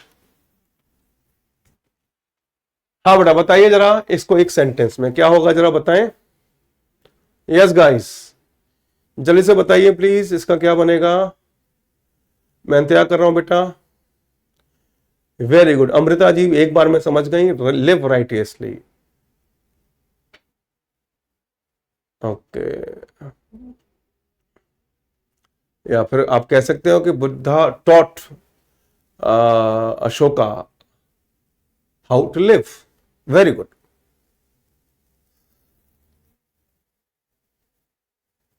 Okay, very good. मुझे कई बच्चों के आंसर आ रहे हैं और सही आ रहे हैं, वेरी गुड। बेटा निक्की, राइटियसली की स्पेलिंग यहां तो लिखी हुई है फिर भी गलत लिख दी। निक्की बोरा, यहां लिखी है स्पेलिंग फिर भी गलत कर दी, क्या कर रहे हो बेटा, कॉपी तो सही तरीके से कर लेते। निशा कह रही है कि कोई भी इमॉर्टल नहीं है। नहीं बेटा, आपके काम इमॉर्टल हो सकते हैं, आपके अच्छे काम, जैसे गांधी जी हैं, जब तक धरती पे हिंदुस्तान है तब तक गांधी जी का नाम रहेगा, है ना। सुभाष चंद्र बोस का रहेगा, भगत सिंह का रहेगा। और हिंदुस्तान हर धरती पे तब तक है जब तक धरती रहेगी, है ना। आगे से ध्यान देना बेटा, ये टाइप से हो जाता है, मत करना। चलिए आगे बढ़ते हैं। Next, Gautam Buddha taught that aim of life was to escape from the petty hopes, कि गौतम बुद्धा ने सिखाया कि हमारी जिंदगी का उद्देश्य है कि जो तुच्छ इच्छाएं हैं उनसे बचना, डर से बचना, नफरत से बचना, which make people little minded, जो लोगों को छोटे दिमाग का बना देती। जैसे आप लोग है ना, आपस में लड़ रहे हैं, वो क्या है? नफरत। आपस में लड़ना, क्यों लड़ना, है ना। छोटी मोटी तुच्छ इच्छाएं, तुच्छ एक इच्छा होती है, एक तो लोगों का भला करने की इच्छा, एक होती है लालच, नहीं वो नहीं। आगे, and become serene and happy by rising above them, sorry, कि अपने आप को शांत रखना, खुश रहना इन सब मोह माया से ऊपर उठकर। Nothing was written down about him और his saying until shortly before Ashoka's time, यानी कि उनके बारे में कुछ भी ऐसा खास नहीं लिखा गया था जब तक अशोका के समय से पहले का कुछ भी खास नहीं है। But then the tales began to accumulate, मगर धीरे धीरे कहानियां संग्रहित होने लगी। As they were recounted in Buddhist monasteries, जो बुद्धिस्ट मठों में आपको मिलेंगी, है ना। Where the monks gathered and lived, जहां पर जो साधु थे वो इकट्ठे होकर रहते थे। Gradually the Buddhist religion separated itself from Hinduism, और धीरे धीरे बुद्धिस्ट रिलीजन जो है हिंदुइज्म से अलग हो गया। And spread to other countries responsible for this, और वो धीरे धीरे अलग होकर दूसरी जगहों पर, देशों में फैलने लगा, है ना। इससे क्या पता लगा?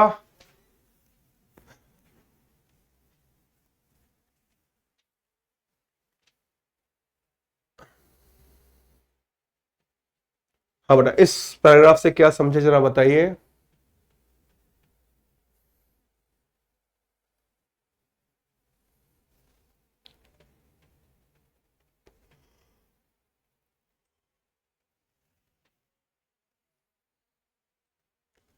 Okay, happy to be raising above them, okay.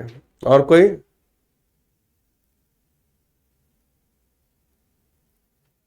बुद्धि religion spread in Ashoka period, spiritual talk to escape from petty desire, spread of Buddhism, live life peacefully, okay.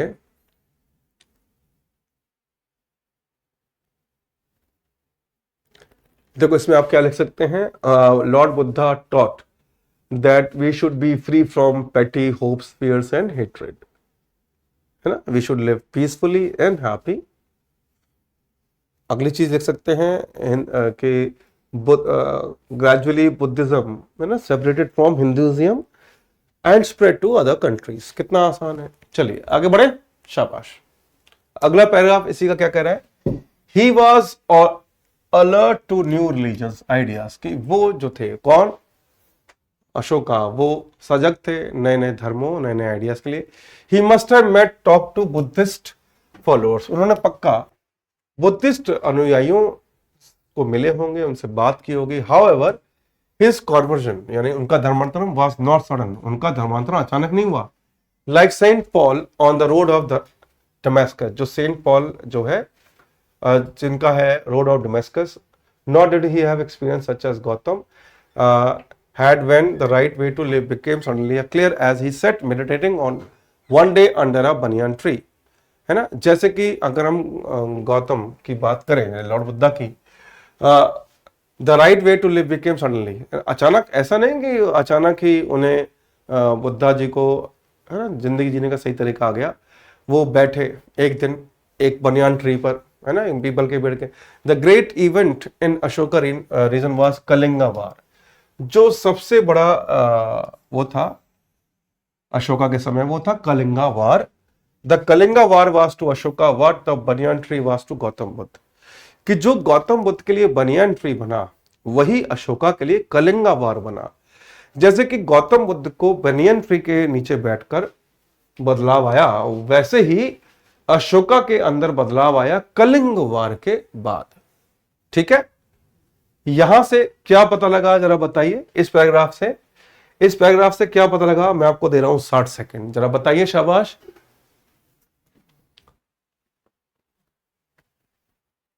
हाँ बेटा दीपक, ये लिख मत देना एग्जाम में कि बोध गया में आज भी वो ट्री है, यहां कहीं ऐसा नहीं है। हाँ, आपने बताने के लिए बताया तो बहुत बहुत धन्यवाद बेटा, वेरी गुड। अब जरा यहां का बताओ। ये कौन है? मौनी वर्मा कह रही है बारिश हो रही है वाराणसी में। बेटा अच्छा हुआ आपने बता दिया, वरना धरती का चक्र रुकने वाला था। आपने बता दिया कि वाराणसी में बारिश हो रही है। थैंक यू बेटा, बहुत जरूरी सूचना दे दी आपने। इसी से आपका सिलेक्शन होगा, वेरी गुड। और बेटा लिखो, इससे सिलेक्शन कंफर्म हो जाएगा। और इंफॉर्मेशन बताओ बेटा। मोहल्ले में जो दूध वाला है उसका नाम बताना। हाँ वो भी बता दो बेटा, वो जरूरी है बताना। और उसकी भैंस को बुखार हो गया तो ये भी बताओ, ये जरूरी सूचना है।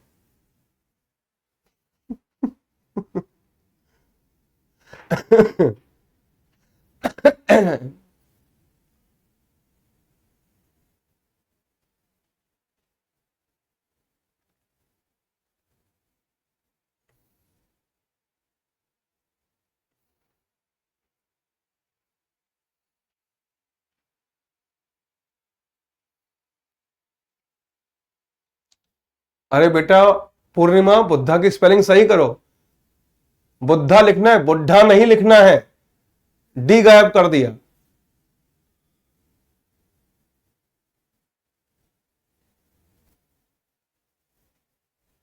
चलो आगे बढ़ते हैं, नेक्स्ट। अभी तो इसका एक दो दो पैराग्राफ और बाकी हैं इसके बाद। मोस्ट मैन, अधिकतर जो आदमी है या लोग हैं, वेन विक्टोरिया, जब वो जीतते हैं, विजेता बनते हैं, बिकेम सो ड्रंक, वो इतना पी लेते हैं अपनी पावर, मतलब अपनी पावर में इतने मदोश हो जाते हैं, they will listen to good advice neither from the statesman nor prophets. कि जब कोई व्यक्ति विजेता होता है तो वो अपने ताकत के नशे में इतना चोर होता है, ना तो वो सलाह लेता है समझदार लोगों से, ना ही जो गुरुजन है, जो धार्मिक गुरुजन है। Ashoka was uploaded at the contradiction. मगर अशोका हैरान हो गए इस विरोधाभास से, between the cruelty he saw at the lesson Buddhism he had learn. कि जो निर्दयता उसने देखी और जो पाठ उसने बुद्धिज्म में पढ़ा था। अशोका's greatness can be measured by what he caused to be written on rocks after the victory। कि अशोका की महानता इस बात से नापी जा सकती है या माना जा सकता है कि उन्होंने क्या किया है ना, what he caused to be written, कि जिससे पत्थरों पर उनकी जीत लिखी गई। He got inscriptions engraved so that any sons or great grandson that he might have would not think of gaining conquest but would live in peace। कि उन्होंने जो लिखा, जो पत्थरों पे लिखवाया, ताकि उनके बेटे, उनके पोते, उनके आने वाली पीढ़ियां, है ना, उनको ये ना लगे कि असली जीत ही खुशी है। असली जीत है अपने आप को शांत रखना, संतोष में रखना। Ashoka denounced fame and glory. उसने ग्लोरी का, नाम का, शोहरत का, है ना, निंदा की। And announce that to him the only glory was following Dhamma. और उन्होंने ये घोषणा की कि इकलौती जो ग्लोरी है वो है धम्मा को फॉलो करना, यानी धर्म को फॉलो करना। क्या यहां तक क्लियर है? हाँ बेटा जल्दी से बताइए, क्या ये ठीक? इसका लिखिए जरा, मैं आपको दे रहा हूं 60 सेकंड, जरा लिखिए, इसका समरी बनाइए 60 सेकंड में। चलिए इस पैराग्राफ की समरी बनाइए, मैंने हिंदी में समझा दिया है। हाँ बेटा मैं साइड में हूं ताकि आप जो भी यहां से इंफॉर्मेशन ले सकें उसे लेकर लिख सकें। हाँ बेटा जल्दी से बताइए, शाबाश। Yes guys. ना बेटा कृष्णा, बुखार ठीक नहीं है, कमजोरी है। अभी मेरे को 101 अभी आपकी क्लास लेने से पहले मैंने थर्मामीटर से चेक करवाया था, 101 बुखार था तब मेरे को, जब मैं क्लास में एंट्री की है। लेकिन इस क्लास के 99% बच्चे तो बहुत अच्छे हैं, 1% बच्चे एलियन है यहाँ पर। उन्होंने अपनी बेवकूफियों से मेरी एनर्जी ले आए मेरे अंदर, वो थोड़ी बहुत एनर्जी ले आए। मेरे को लग रहा है अगर मैं दवाई ना खाकर इन इन खतरनाक कमेंट्स को पढ़ लूं ना 1-2 घंटे और, तो मैं खुद रॉकेट सिंह बन जाऊंगा बेटा।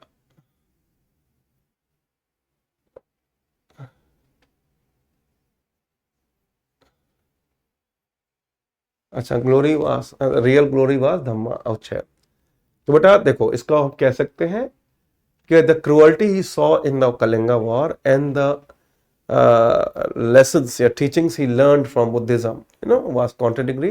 That is why he's, engraved a message for his sons and grandsons. The real victory is live in peace and contentment. ठीक है बेटा, बहुत अच्छा लिखा आप लोगों ने, मैंने बता दिया है रिकॉर्डिंग में, चाहे तो लिख सकते हैं। आगे बढ़ते हैं नेक्स्ट। ये है आपका सेकंड लास्ट पैराग्राफ। इसके बाद अगला लास्ट पैराग्राफ होगा towards the end of his resin, कि उनके साम्राज्य के अंत के दौरान he kept contact with large number of Asian countries, वो बड़ी संख्या में एशियाई देशों से कांटेक्ट में रहा। But instead of sending only the usual sort of invoice, वो अपने दूतों जो यूजुअली लोग भेजे जाते हैं उनको नहीं भेजकर उन्होंने क्या भेजे, उन्होंने मिशनरी भेजे जो है ना धम्मा यानी कि बुद्धिज्म को फैला सके, है ना, उसके प्रचार कर सके। They visited his influence as a wise ruler was therefore spread, इसलिए उनका जो समझदार शासक के रूप में जो प्रभाव है वो ज्यादा फैला। If he had March with the victorious army, अगर वो इसकी जगह अगर अपनी विजेता सेना के साथ जाते तो शायद इतना नहीं, है ना, कर पाते।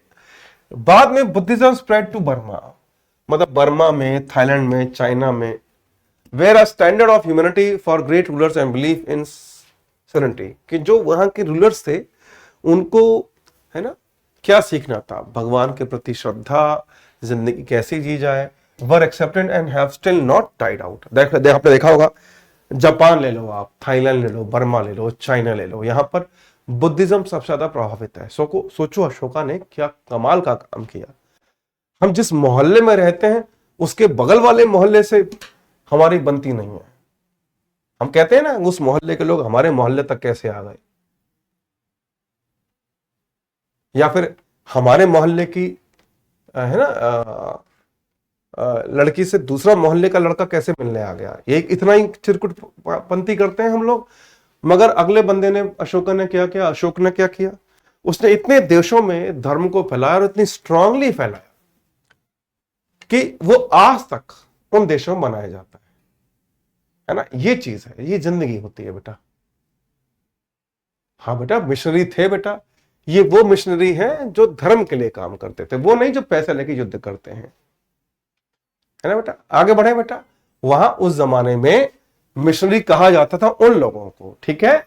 चलिए आगे बढ़ो।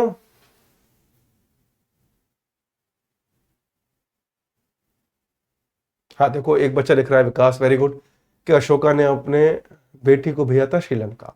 बेटा जो यहां पर नहीं है वो मत लिखना एग्जाम में। चलिए आगे बढ़े नेक्स्ट।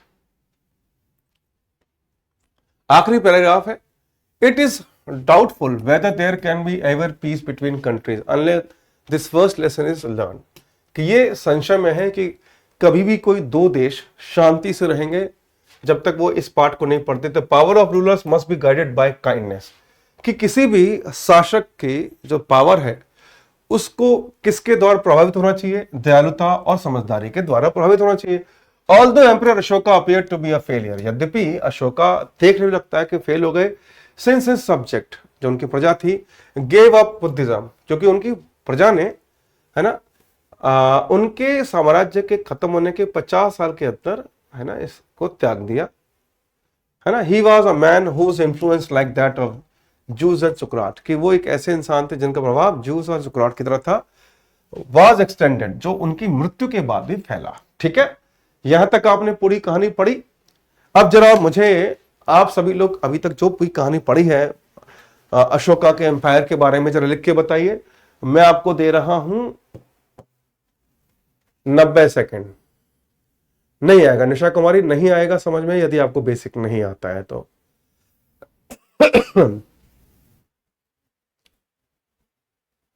हाँ समझ में आ रहा है लिखने।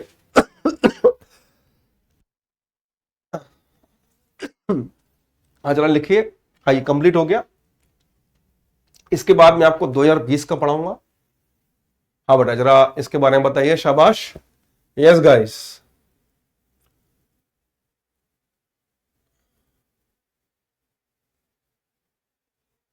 निकिता कह रही है गुड आफ्टरनून सर, मैं I am too late. Very good बेटा, आपको बधाई हो निकिता जी, आप केवल 1 घंटे और 21 मिनट लेट हैं। कोई बात नहीं बच्चा, जो निकल गया है उसे पढ़ लीजिएगा प्लीज।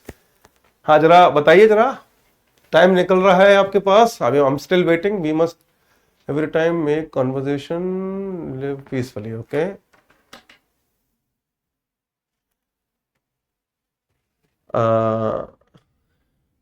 कोई बात नहीं बेटा, आपने इतना अच्छा लिखा है, सर लिखने में प्रॉब्लम हो रहा है, इतना ही लिखा है ना, समझ में आ रहा है, सेंटेंस नहीं बन रहे हैं बेटा, कोई बात नहीं, कल से मैं ग्रामर शुरू कर रहा हूं ना बेटा।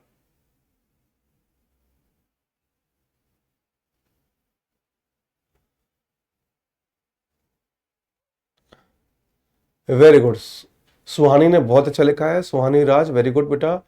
सुहानी ने लिखा है the power must be guided with wisdom and kindness, very good बेटा Suhani. Ashoka's life as a ruler and Buddhism on him, very good Devanshi.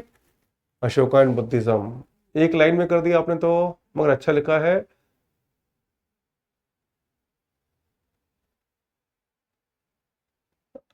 Ashoka empire changed Kalinga war, Dhamma Vijay. Okay, Ashoka was slowly influenced. मेरे सन आता तक exam पास कर लेते। I have many ideas for but, अच्छा आपके पास ideas बहुत सारे हैं लेकिन आप लिख नहीं पा रहे हैं। एम्पायर नहीं बेटा, अशोका एम्पायर नहीं थे, अशोका एम्परर थे, emperor. Deepak very good. Nikhil good. Tinkal Garg ने लिखा है Ashoka was a great emperor, he learned lot of things from, very good.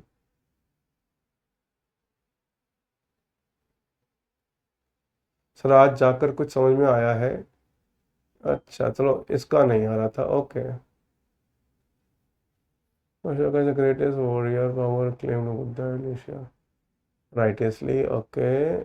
Shiv Shankar ने लिखा है Ashoka followed Buddhism South East Asia and Allah followed strongly their belief, okay very good बेटा।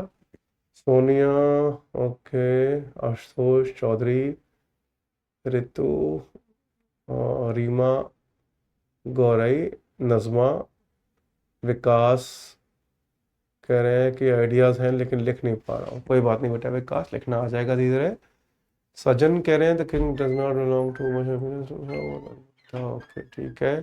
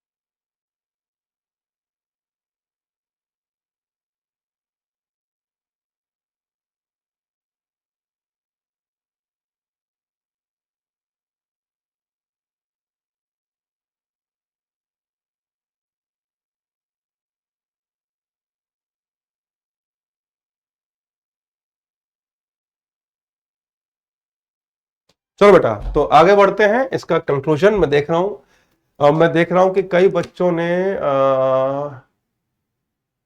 हमारा PDF ही मिल रही है, पीपीटी थोड़ी है, पीडीएफ ही तो है इसमें, मैं ये भी चेक कर लेते हैं पीडीएफ है कि पीपीटी है। फिर से आ गया मेरा हैंडसम नाम, ये पीडीएफ ही तो है, कौन कह रहा है कि पीपीटी मत दीजिए पीडीएफ दीजिए।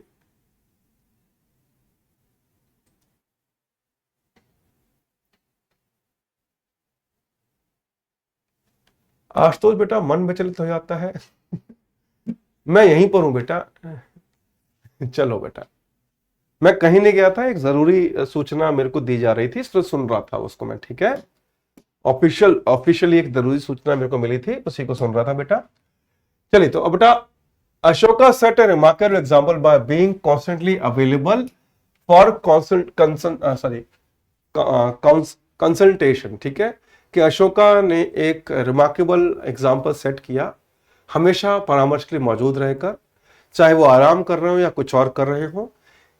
ही एंगेज डायरेक्टली विद डिस्प्यूट्स, वो जितने भी विवाद थे, एडमिनिस्ट्रेटिव या फिर डिस्प्यूट थे, उन पर पूरा नजर रखते थे, चाहे वो इश्यूज पानी को लेकर हो या फिर चराई को लेकर, मतलब छोटे छोटे मामले भी वो ध्यान देते थे, पैसे को लेकर हो, लेन देन की बात। तो his empire social structure included dominant priestly caste, के उनके जो सामाजिक संरचना थी उसमें जो डोमिनेंट थे वो थे पुजारी जाति, हर्ड्समैन, सप्लाई और कल्टिवेटर्स। ये लोग अरे मेरी क्लास ही शुरू हो गई यहाँ पर।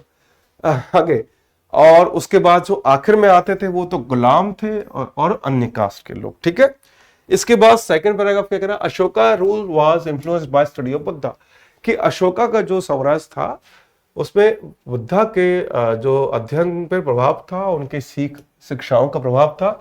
Buddha who lived nearly 300 years earlier, जो लगभग 300 साल पहले रहते थे, 3000 years earlier, by legends of miraculous feats, जो अपनी उपलब्धियों से कथाएं बनाई। उनके उपलब्धियां इतनी थी कि उनसे कथाएं बनी। उनकी जो शिक्षाएं थी विच एम्फसाइज्ड राइटियस लिविंग, जो जोर देती थी धार्मिक तरीके से जिए, है ना, ट्रांसेंडिंग पेटी फियर्स एंड डिजायर्स, और हम अपने छोटे छोटे डर इच्छाओं से पार पाए, है ना, वो उसने अशोक को प्रभावित किया। This influence became evident after Kalinga war, और ये जो प्रभाव था ये कलिंगा वार के बाद और मजबूत हो गया। Which marked a turning point in Ashoka's reign, जिसने अशोका के साम्राज्य का एक टर्निंग पॉइंट बनाया। Similar to how Gautam Buddha's meditation under the banyan tree was pivotal for him, जैसे कि गौतम बुद्धा का बनियन ट्री के नीचे बैठकर अपना वो करना, क्या होता है, मेडिटेशन करना, अपना ज्ञान हासिल करना। बेटा मैंने अभी चेक किया है, मुझे शो हो रहा है, पिछली क्लास जो हुई थी उसका शो हो रहा है। मुझे नहीं पता आपके ऊपर कौन से एलियंस का हमला हुआ है जो आपको नहीं दिख रहा, मुझे तो दिख रहा है। चलिए आगे बढ़ते हैं। नेक्स्ट, अब जरा हम आज का आखिरी करेंगे 2019 का। ठीक है बच्चों, अब हम आज का आखिरी 2019 का क्वेश्चन पेपर है, उसको मैं कराने जा रहा हूं। कहां पर मिलेगा पीडीएफ? उज्ज्वला बेटा पिछली 6 वीडियो देखना, पता लग जाएगा। 916 में दीजिए पीडीएफ। 916 क्या होता है भाई, मुझे नहीं पता। अच्छा, पीडीएफ लॉन्ग फॉर्मेट में दीजिए। देखो निशा ने खुद लिखा है कि सभी नोट्स मिले हैं और पीडीएफ में मिले हैं। थैंक यू निशा बेटा। हाँ बेटा Deepak, I am doing that, thank you very much. मुझे बीच बीच में ना दीपक आप जैसे मैसेज देना चाहिए, इससे मुझे एहसास हो जाएगा कि मुझे इग्नोर करना भी है। दीपक बिल्कुल सही सलाह दिया आपने। चलिए अब 2019 का क्वेश्चन पर है। आप लोग तैयार हैं तो आर लिख दीजिए, आर यानी रेडी। हाँ बेटा तैयार हैं आप लोग तो आर लिख दीजिए। ग्रामर बेटा कल से मिलेगी, ग्रामर कल से होगी, ठीक है, उसका डिसाइड हो चुका है पहले से टॉपिक। अच्छा 3:45 पे क्लास है आपकी, ओहो कोई बात नहीं, मैं 15 मिनट में जल्दी से खत्म करने की कोशिश करता हूं, ठीक है बेटा। चलिए तो सबसे पहले ये जैसे कि मैंने कहा ये 2019 का है, 2023 हमने किया, 2022 किया, 2021 किया, अब हम 2020 का भी 20 भी कर लिया, अब 2019 का कर रहे हैं, ठीक है। The Hindu Swaraj, a text which is often privileged as an authentic statement of his ideology, मतलब कि जो हिंदी स्वराज जो एक शब्द है जो लिखा गया है, विशेष महत्व दिया गया है, ऑथेंटिक स्टेटमेंट है किसकी? गांधी जी के विचारधारा की, है ना, गांधी जी की एक ऑथेंटिक विचारधारा की एक शब्दावली है। Gandhi offered a civilisational concept of Indian nation, कि गांधी जी ने ये जो कॉन्सेप्ट है भारतीय नेशन का उसे पेश किया, हिंदी स्वराज, आगे Hind Swaraj sorry. The Indians constituted a nation और प्रजा, कि इंडियंस जो है वो राष्ट्र और प्रजा कि कॉन्स्टिट्यूशन को जानते थे।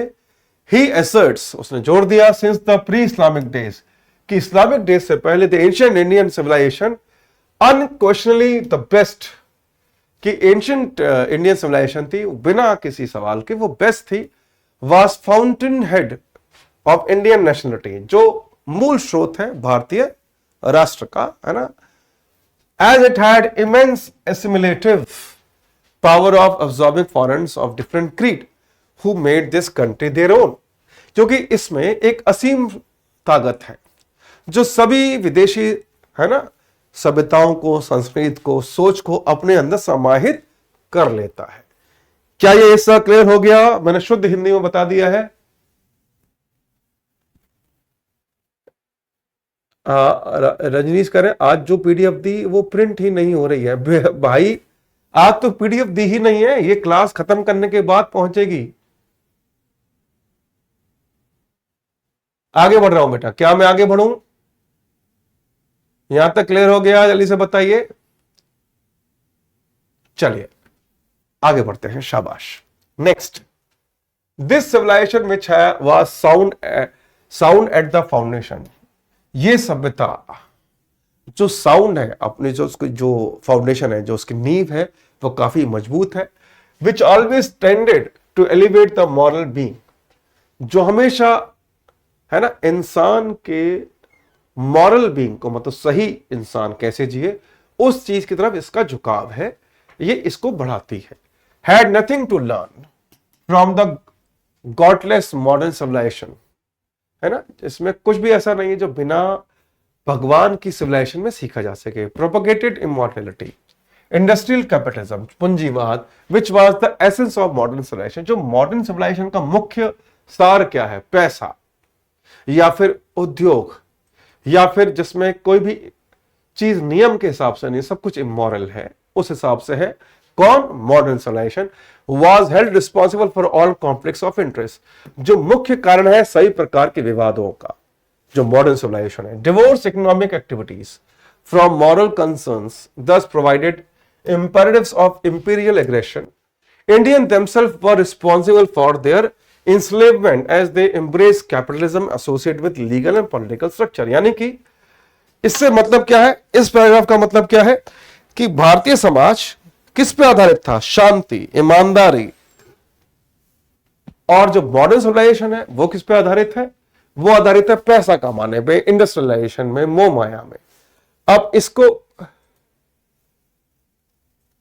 पूजा बेटा, अगर आपकी ग्रामर स्ट्रांग है तो इस क्लास से सीएपीएफ क्लियर होगा, वरना नहीं होगा। हाँ बेटा, क्या यहां तक क्लियर हो गया? ये जल्दी से बताइए।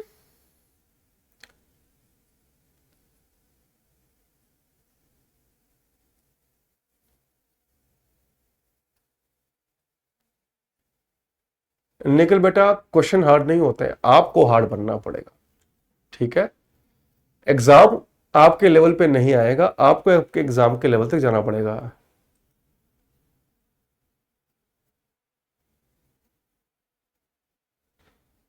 चलिए शाबाश बेटा, आगे बढ़ते हैं। नेक्स्ट, अगला पैराग्राफ क्या कह रहा है मैं बता देता हूं अपनी तरफ से। अगला पैराग्राफ कह रहा है, the English have not taken India. English यहां पर किसको कहा गया है? ब्रिटिशर्स को। We have given it to them, कि हम भारतीयों, अंग्रेजों ने हम पे शासन नहीं किया, अंग्रेजों ने हमें हासिल नहीं किया, हमने अपना देश उनको दे दिया था। And now the railways, lawyers and doctors, Gandhi believed, were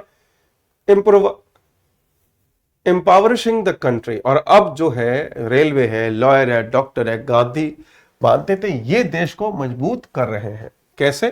his remedy for national इन्फ्लिक्शन was moral and utopian. उनकी जो तरीका था इलाज करने का इस चीज का, वो था क्या? नेशनल इन्फ्लिक्शन, जो राष्ट्र पीड़ा में है, वाज मॉरल, वो मॉरल था, आदर्शवादी था। Indians must eschew greed, Indians को, भारतीयों को लालच से बचना चाहिए। लस्ट फॉर कंजम्पशन, है ना, कंजम्पशन मतलब कि गाड़ी, बंगला, लालच, है ना, प्रॉपर्टी, इसके, है ना, लस्ट से बचना चाहिए। And revert to village based self sufficient economy of the ancient time. और एंशिएंट समय कि जो विलेज बेस्ड सेल्फ इकोनॉमी थी उसकी तरफ लौटना चाहिए। On the other hand, parliamentary democracy, the fundamental principle of the western liberal political system and therefore another essential aspect of modern civilisation, कि ऑन द अदर, इसके विपरीत जो पार्लियामेंट या संसदीय लोकतंत्र है वो फंडामेंटल जो है फाउंडेशनल प्रिंसिपल है वेस्टर्न लिबरल पॉलिटिकल सिस्टम का। Therefore, another essential aspect of modern civilization did not reflect, ये एक और मॉडर्न सिविलाइजेशन का की सभ्यता है जो रिफ्लेक्ट नहीं करती गांधी के नजर में। The general will of the people but of the political party, जो जनरल विल है, सामान्य सोच है लोगों की, न कि पॉलिटिकल संस्थाओं की, which represented specific interests and constructed the moral autonomy of parliamentaries in the same party discipline। इसका मतलब क्या है कि भाई गांधी जी मानते थे कि हमें जो हमारी हजारों साल पुरानी जो सभ्यता है, संस्कृति है, उस हिसाब से जीना चाहिए, ना कि आज के मॉडर्न सिविलाइजेशन के हिसाब से। दूसरी बात क्या कही उन्होंने कि जनता के अपनी जो विल है, इच्छा है, उसके अनुसार काम होना चाहिए, ना कि पार्लियामेंट में चुने गए कुछ लोगों के स्पेसिफिक इच्छाओं के अनुसार। ठीक है बेटा, ये क्लियर हो गया? क्या ये क्लियर हो गया? जल्दी से बताइए बेटा। ये गांधी जी के विचारों के बारे में है, तो ये केवल हिंद स्वराज नहीं है, गांधी जी के विचार हैं हिंद स्वराज। बेटा इधर देखो, क्या नाम है इस बहन का? कोमल निर्मल। कोमल जी, ये 2019 का क्वेश्चन पेपर है, मैंने नहीं लिखा बेटा, इसको लिखने में मेरी कोई साजिश नहीं है, ये तो आ चुका है बेटा। चलिए, आप तो ऐसे बोल रहे हो जैसे कि मैंने अपने हाथ से लिख दिया है, अपनी मर्जी की बातें बता रहा हूं, ये तो लिखा हुआ है यहां पर, है ना? मैंने थोड़ी पेपर बनाया। अगर मान लो मैंने पेपर बनाया होता कोमल बहन, तो फिर क्या होता? मैं तो पढ़ाता ही नहीं। अगर मैंने क्वेश्चन में बनाया होता, अगर मैं क्वेश्चन बनाया होता, तो बेटा पढ़ाता ही नहीं, मैं तो दूर जाके घाना के जंगल में रहता, और आप लोग उछल उछल के आते हैं वहां पर। मैं अगर 10 लाख मांगता तो भी आप किडनी बेच के 10 लाख दे देते हैं मेरे को, कि सर को क्वेश्चन पेपर बताते हैं, इन्हीं से ले लो, है? अपनी अपनी के आप तो अपने बेटा किडनी खुद की नहीं बेचते, तो पड़ोसी को उठा के ले आते कि सर इसकी किडनी ले लो। आप घाना में आके आप गोलगप्पे खिलाते। मैं कहता पुदीना की चटनी लेके आओ मेरे को। अब पुदीना की चटनी खुद बनाते अपने हाथों से, जबकि आपने घर में एक चम्मच न धोई हो। मैं थोड़ी बना रहा हूं पेपर बेटा, पेपर तो बना हुआ है। ठीक है कोमल? चलो नेक्स्ट करें, है ना बेटा? आपका सवाल यही था, तो मैंने जवाब यही दिया ना कि गांधी जी के, ना ये गांधी जी पर है ना हिंद स्वराज पर, ये गांधी जी के विचार हैं जिसमें हिंद स्वराज भी आता है। चलिए आगे बढ़े। चलो बेटा नेक्स्ट। सो फॉर हिम, इसलिए उनके लिए it was not enough to achieve independence, उनके लिए ये काफी नहीं था कि स्वतंत्रता हासिल करें। Then perpetuate English rule without the Englishman, और फिर हम इंग्लिश नियमों को ही, मतलब कि अंग्रेजों के बिना अंग्रेजों को भगा दें और अंग्रेजों के ही नियम चलें।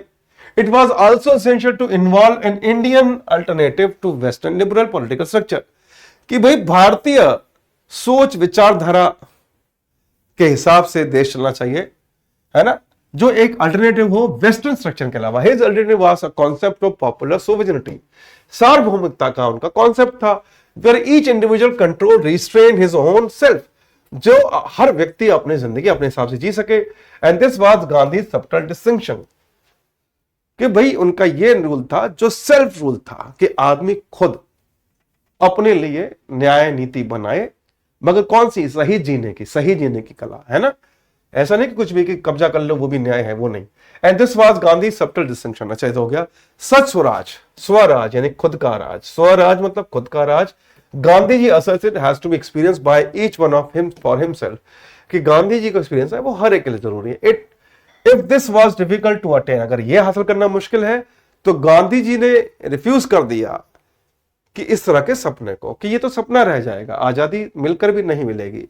To believe that what he has not occurred in history will not occur at all, उनका मानना था कि जो इतिहास में नहीं हुआ वो होगा भी नहीं। Gandhi ji replied to his critic is to argue disbelieve in dignity of man, कि अविश्वास और इंसान की डिग्निटी, इस पे आर्ग्यू किया उन्होंने। क्या यहां तक क्लियर है? जल्दी से बताइए, शाबाश। क्या यहां तक क्लियर हो गया? छुट्टी कीजिए सर आप।